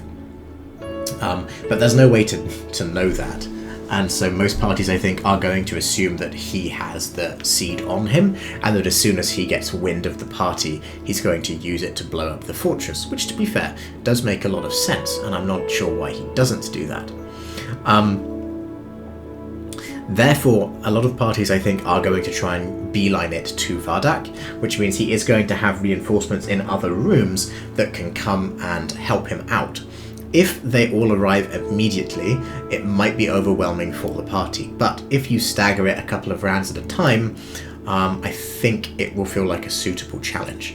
I struggled with making encounters feel challenging for my party for a lot of this module, because of the nature of firstly how well optimized they were, but also because of the kind of restricted number of creatures that are realistically available to throw at them. But this encounter is an exception. This encounter felt appropriately hard, and it felt like they really earned their victory. As written, he attacks immediately, but this is the only chance you really get to speak with him, so I think you should give him a bit of time to just have a chat. PF2E is kind of strict about pre-buffing and things, so that's not really an issue. So yeah, have him, demand that they grovel before him in the throne room, and have him try and trick them onto the chute trap that just sends them spiraling off into the mountainside. He's an arrogant person. He wants to be, worshipped and treated as the Lord of the Vale and so on. He's obsessed with death and he wants to become a lich. He's friends with a vampire. I mean, you get a good sense of his personality, but you don't get many opportunities to actually share that with the party. So this final fight should be that, if nothing else. And he has the remastered version of a Dimension Door, whose name escapes me, which he can use to teleport away to his vault and his golem, his final protector. So you can make it a two-part fight. In our version of the game, he had 1 health remaining. He was taking persistent damage. He just managed to escape in time, and then after taking the persistent damage at the end of his turn where he teleported away, he was left with 1 HP, and I had him with a couple of greater healing potions to quaff to replenish that health a bit. It worked really well. After the Vale has been conquered, on day 60, come what may, you judge whether the party is worthy or not. They need 21 accomplishment points, as written, to get the best possible outcome. In theory, you can get up to 31 when you account for finishing the road early. If the road is never delayed at all, it will finish 2 weeks ahead of schedule. And the odds of the road being delayed, as written, are quite low, because the party are going to prioritise things that stall the road, and there's only ever one thing stalling the road at a time. So they're probably going to get some bonus AP. This is especially true if you include all 8 resource nodes rather than just 6, as the module intends. It is quite easy to get sufficient accomplishment points, and given that 7 is enough for a mild success, the odds of the party failing are basically 0, and that's fine, because really the best rewards are hidden behind this great success outcome, and 21 is a little bit harder to get. They have to be actively pursuing the interests of Korvosa. There's not much to say here, really. You can conclude it how you like. I had the noble become... Excuse me. Spring is in full swing here, and I'm battling a little bit of hay fever, I think. We had the noble become the viceroy of Korvosa. We had the Hell Knight set up a little garrison to provide a security overlay for the Vale. The Korvosan Guard went back to Korvosa proper and lived a happy life, and the member of the Sable Company went back and impressed his colleagues with the Sphinx that he'd managed to tame, and I think was intending to go back to the Vale later and keep an eye on the Hell Knight and so on. It's absolutely fine to run it how you want, because it doesn't matter in the end, especially if you're committed to the lore, if you're trying to run things chronologically. Remember that the king is going to be dead in 6 months, so whatever King Arabasti promises or gives to them can just be revoked in 6 months' time with the chaos that happens in the Curse of the Crimson Throne campaign. So don't worry about it too much, just have fun with it. In terms of converting this module specifically from D&D 3.5e to PF2e, for creatures and hazards, you can mostly get away with using 2e equivalents. They are going to feel a little on the weak side, but I'm going to come to that in a moment. But they are all within encounter building guidelines. They are all within level range, albeit on the lower side. The only important creatures that don't really have proper conversions are the Roseblood Sprites, and by extension the King of the Roses, who is a combat, designed stat block. So I converted them into bespoke NPCs. In the description, and especially in the video that I can make from this live stream, I will include links to the JSON files of my conversions, revised after beta testing, so that you can, if you're using Foundry, just import my JSON files into your game, and you won't have to convert it yourself. That said, if you want, you would be well within your rights to make your Roseblood sprites, or Roseblood gremlins, as I called them, a little bit harder, maybe level 4 rather than level 3, because they are balanced as a level 3 creature, but they don't have enough support in the context that you encounter them, so they will get cut down quite quickly. Their Obscuring Mist spell helps there, but it's kind of a band-aid. You might want to make them a bit stronger. Ditto for King of the Roses. I converted the named NPCs into PCs just because I wanted to practice building PCs. I am a forever GM myself, so there is seldom an opportunity for me to actually build PC characters, and I like practicing on Path Builder. But again, you can just use NPCs from the kind of Game Mastery Guide or GM Core, or any kind of random adventures. If you are using Foundry, you can include all of those sources in your compendium, and it means you can filter really easily for NPCs. As a general tip, if you are preparing things and you have access to Foundry, I advocate for it over the Archives of Nethys, just because the compendium filter is a lot more intuitive and immediate than using Archives of Nethys, whose filter system is a little bit convoluted, in my experience. If you're referencing the module itself, you can use the DCs as Pathfinder 1E DCs, because that's very, very similar, and you can then convert PF1E DCs to PF2E DCs with a conversion table. There are several fan homebrew conversion ones. I will link the one that I was using in the description. It is reasonably straightforward. You can, of course, also just use DCs by level, or DCs on the fly, as you wish. Often I will just have them roll without having a DC in mind, and then just vibe check the result to see if it's worth a success or not. Loot, however, does need the most careful consideration. Normally you can just divide coinage and values by 10. So 10 gold in D&D 3.5 or Pathfinder 1E is worth about 1 gold in PF2E. There's been massive currency deflation over the last few years. That's easy, but the items themselves are not readily convertible.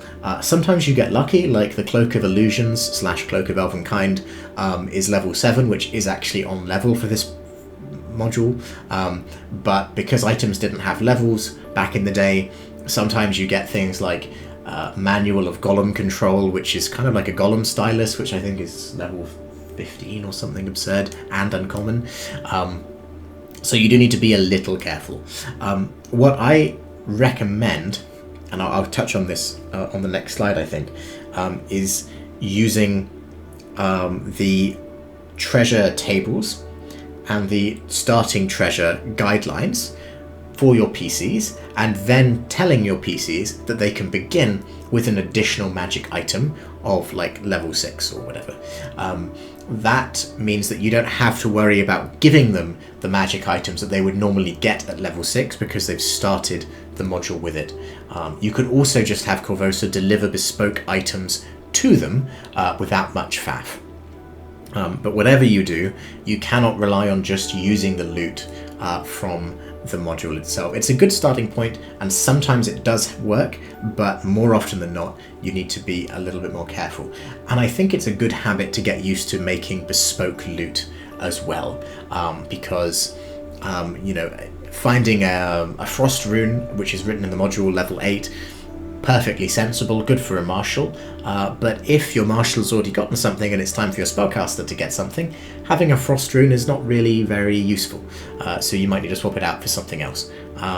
If you can get into the habit of making loot bespoke, it will be the cherry on top for a lot of your players, particularly players who are interested in the combat side of Pathfinder, and at the end of the day it is a turn-based tactical kind of war game. That's what most of the rules are dedicated to.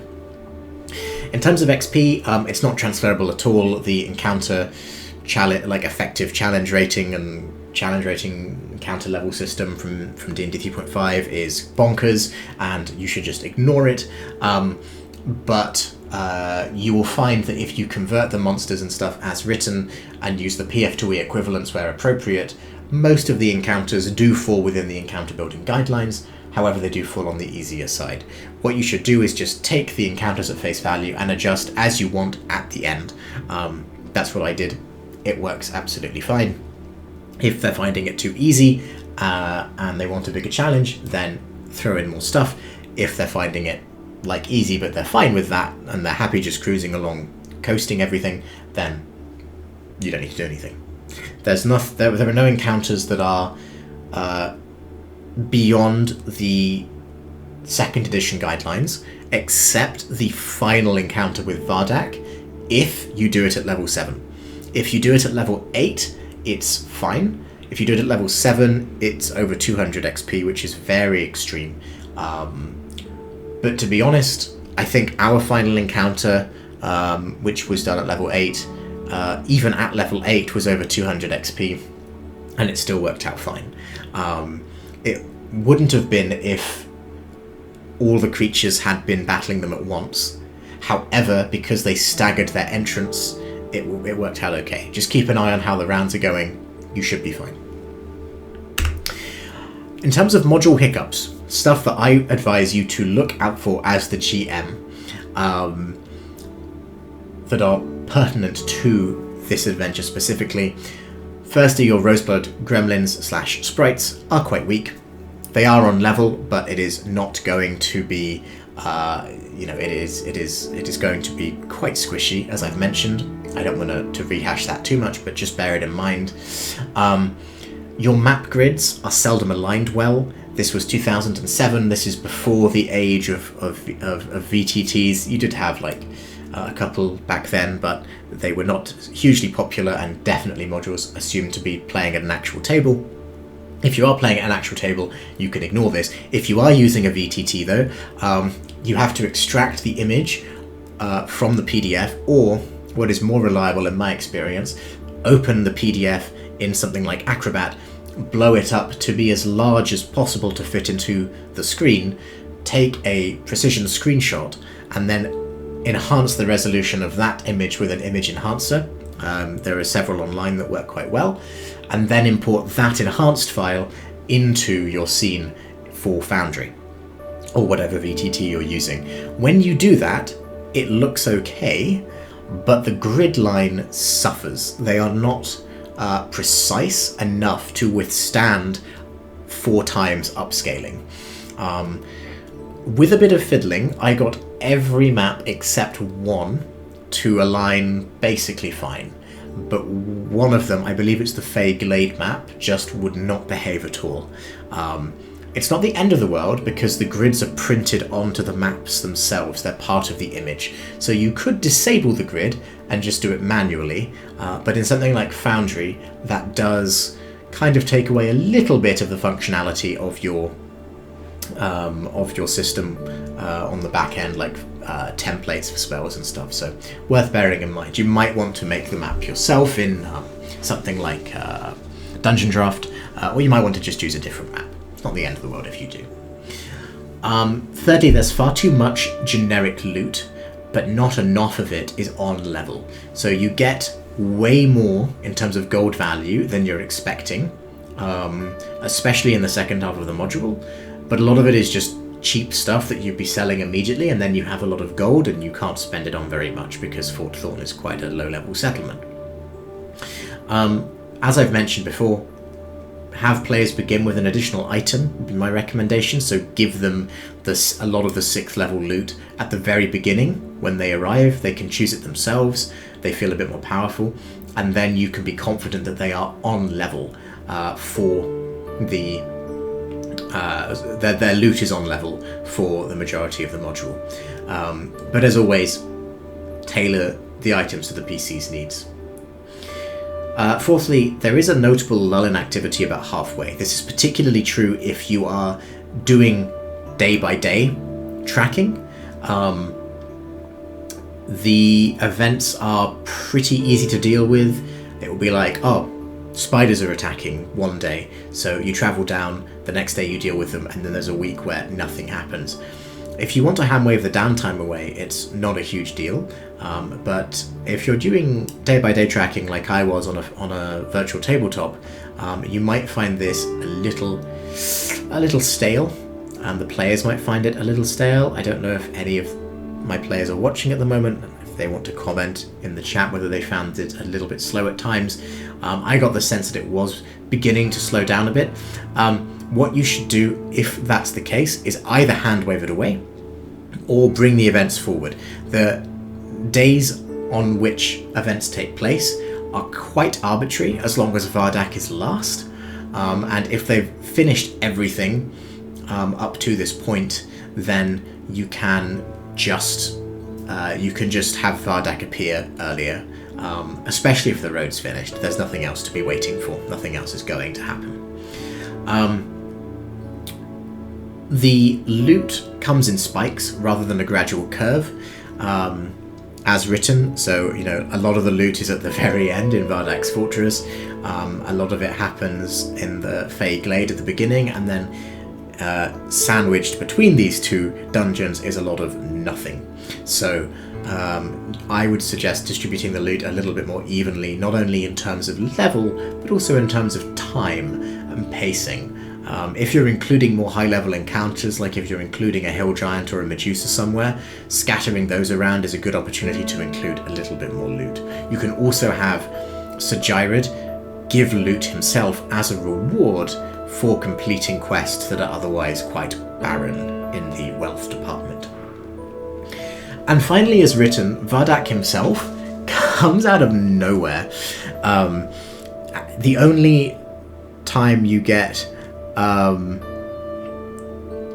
downtime culling seemed quite necessary, especially at the end. Yes, I agree, especially at the end. It's not too bad, because by the time you're at the end of the module, you're not compromising anything, so you can just bring everything forward. But yeah, I agree. It did seem quite necessary. As written, Vardak comes out of nowhere, so the only time you get guaranteed evidence of him is the Pointer's Rock encounter after the attack on Fort Thorn. To be fair, most parties will figure out, and you can even plant the suspicion yourself if they haven't, that something is going on. But Vardak doesn't do a whole lot in the module. Like, he coerces the Fae and is responsible indirectly for them attacking the work crew at the very beginning, but he doesn't actually tell them to do it. It's just sort of a consequence of his coercion that they feel that they have to. You may figure out this, but you may not. And if you don't, then until that collar is found on the Flame Drake, there's nothing really that Vardak is doing. So it's something that you have to deal with. My recommendation, therefore, my suggestions, are threefold. Firstly, make Korvosa send regular resupply wagons. It allows you to keep a sense of progression even if you're doing downtime. I had supply wagons happen every 3 days, because it's about a 3-day trip from Korvosa to Fort Thorn, and this is definitely something that the king would be keeping a close eye on and making sure that the logistics are in place. I alternated 2 caravan masters because it's a 6-day round trip, so there are always 2 caravans in motion, and I had distinct personalities for each. They kind of tailed off by the second half of the module, where it became less important, but I really enjoyed playing those characters, and they didn't even have tokens. It was just the personalities, and I think that was crucial really in keeping Fort Thorn alive thematically. But it also provides that opportunity to give your players more items and more loot rewards.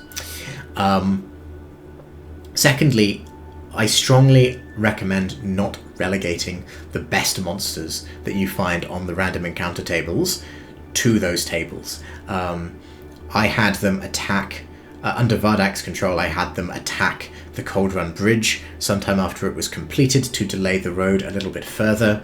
I had a Hydra and I had a Chimera. I actually had a pair of Chimeras, but only one was involved in the bridge attack. There's also a Hill Giant, and there's also a Medusa, or a group of Medusas, that you can include. You can include whatever you like, actually. Like the random encounter tables are like your verified denizens of the mountains, but because it's a fusion of mountain terrain and swamp terrain and forest terrain, you can really justify pretty much anything, up to and including a dragon in the mountains if you want. You just have to be careful not to overshadow Vardak himself, I think, because Vardak gets the most development and has the most interesting kind of storyline in the module, and so if you include a massive quest about a dragon, Vardak will feel like an afterthought.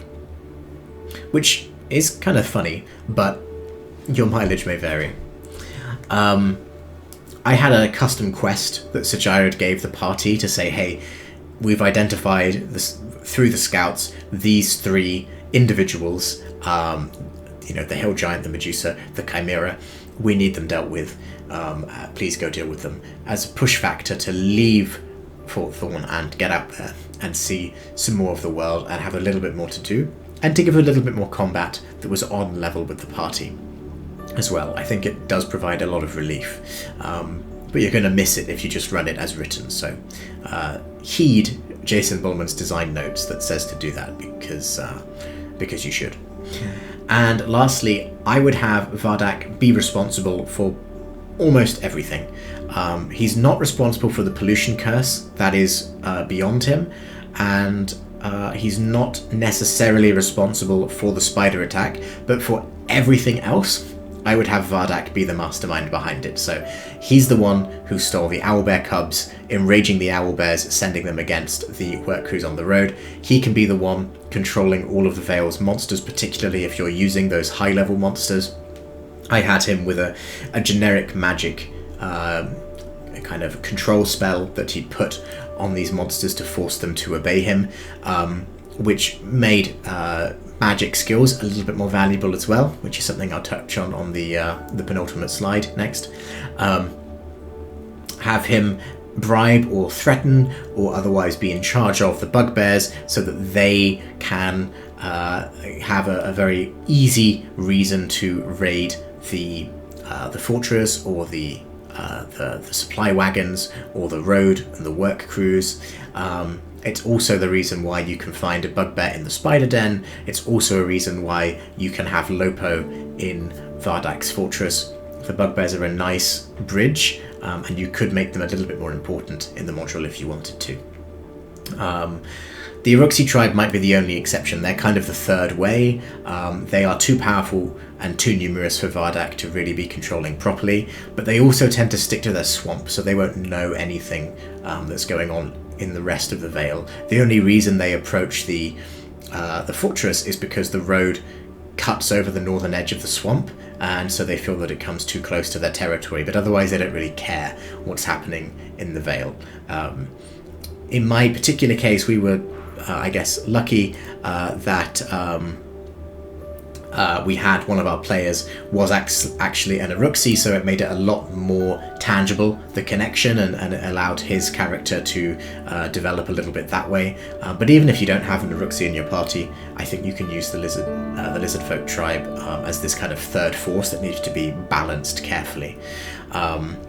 Spidercats says, this way Vardak feels much more like a genius puppet master controlling his realm than what is written in the module. Yeah, precisely. I think he should feel a little bit more nefarious. It's not clear how old he is, but he has existed for a long time in this Vale. He uses potions with the help of the Fey that he's coercing to extend his life. He is level 11, so he's in the second half of power.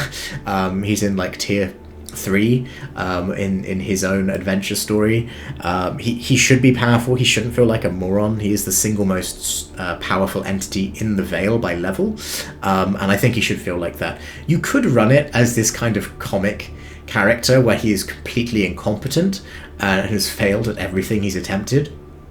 There's humor in there, but I think it would just be funnier for the GM, and it would be harder to communicate that kind of character to the players because you don't get to see him enough. So I would advocate for running him as a puppet master.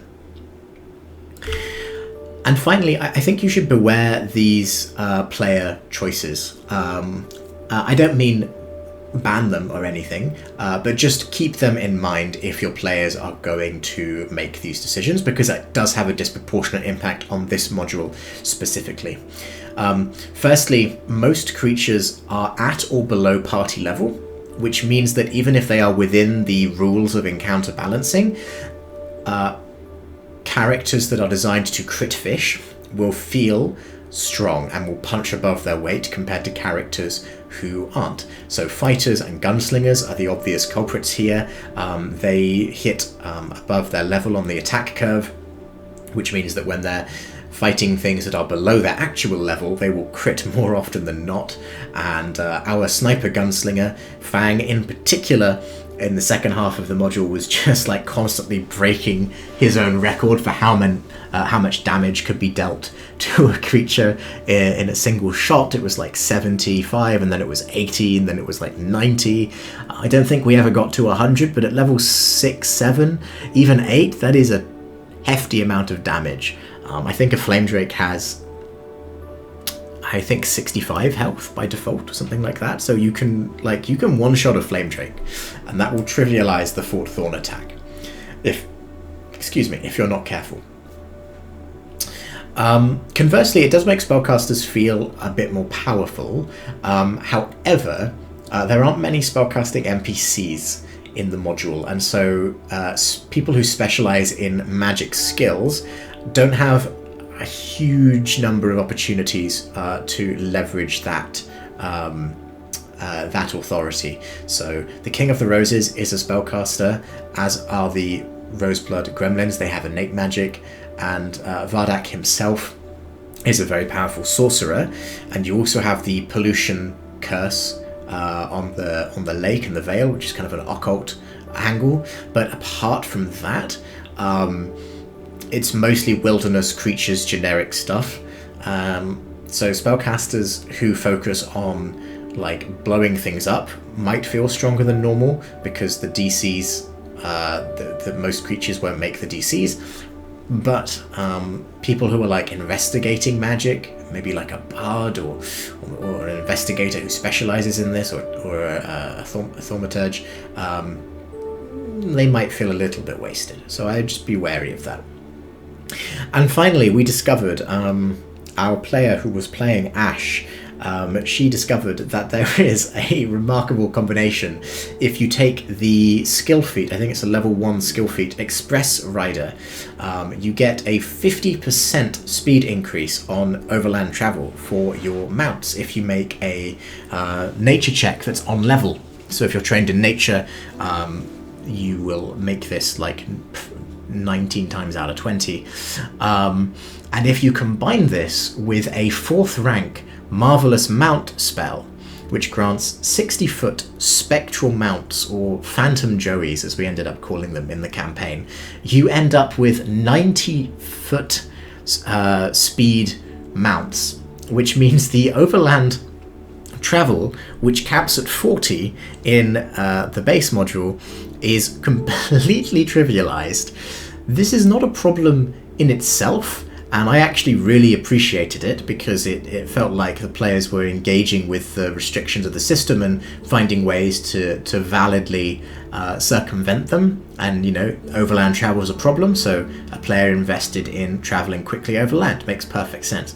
However, the reason why I caution it is because when you don't have to think about how long it's going to take you to get somewhere, because you can get basically from one side of the Vale to the other in a day, especially towards the end of the module where the road is mostly finished, it means that you have to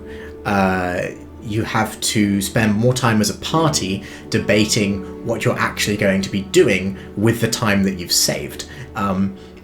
This isn't a problem as a one-off or whatever, but I think over the course of 23 sessions, the amount of discussions that needed to be had about, oh, we could do this, never any arguments or anything, but it just added up, which meant that I'm not sure how long was actually spent discussing what to do as opposed to just doing it. And the culprit, I think, is this combination, because you have the time to kill. Like, you can make those decisions. I think the module is more intending you to not need to think about it too hard, and to say, hey, you've only got, 5 days, but then it takes 5 days to get there, so really you've just got one decision, which is we have to go now. Spider Cats again, so this ends up working great when the mount when the mounts pull a wagon, so you save 2 spell slots when moving a whole party. Yeah, it works. It does work well mechanically, and indeed mechanically I think it's fantastic. But do be aware that it allows you to, it trivializes the time crunch. But that also means that as players, not as characters, you have more to think about. Your characters have less to worry about, but that means you as players have more to think about. But apart from that, that more or less concludes my GM tips for this ancient module, Conquest of Bloodsworn Vale. I hope that some people check out this module. I had a lot of fun running it. It is a little bit different. The time mechanic is unique, and it is not something that I would have kind of found if I hadn't gone looking for old modules specifically. Vardak is a fun character. The Bloodsworn Vale is an important place in kind of Varisian lore, because it connects Nirmathas and those kind of Island of Terror adjacent countries to Varisia without having to go through Cheliax. And it is canonically reopened, and this is the story of how the Bloodsworn Vale was reopened. So for everyone who is watching the stream at the moment, thank you so much. That concludes the presentation, and for everyone who is watching this in video format, congratulations on making it through an almost 3-hour video. I hope you're doing something in the background, hopefully preparing the module. This is what I always end up doing, is listening to these sorts of videos whilst preparing the module they are discussing. It helps me absorb the information. If you yourself are a GM and you have finished an official module, and you have thoughts about it, which I hope you do, having GM'd it, please share them with the Pathfinder community. Go to the subreddit, go to the Discord, make AMAs, make videos, make live streams. The more GMs share their experiences, the easier it gets to run the module in the future for all GMs who go looking for them. And we are quite a small community overall. You know, we are only 20% really compared to the players who outnumber us 4 to 1. Hopefully everyone does a bit of both, GMing and playing, but I digress. And the more information like this there is out there for any module, the easier GMing becomes as a whole, and the more likely players are to dip their toes into the GMing world behind the screen, because it's a lot to think about, it's a lot to juggle, but it is immensely rewarding, and so I highly recommend that you do it yourself in video format or in text format if you don't want to commit your voice to the procedure. I don't believe anyone has any questions. It's been a reasonably quiet chat, which is absolutely fine. This is the first stream I've done in this way, but definitely not the last. Next time I will make an announcement on the channel itself with some time in advance, more than just 8 hours, so that more people can come along. I will shortly be doing a very similar style stream for the module Crown of the Kobold King Anniversary Edition, which I did not need to convert. It is an official module written, published by Paizo for Pathfinder 2nd Edition. But it in itself is a conversion, an official conversion of some D&D 3.5e modules that were published in 2007/8. So please join me for that. The normal videos will be resuming very soon as well. But for now, thank you all so much, and I will end the stream there. I will see you next time. Until then.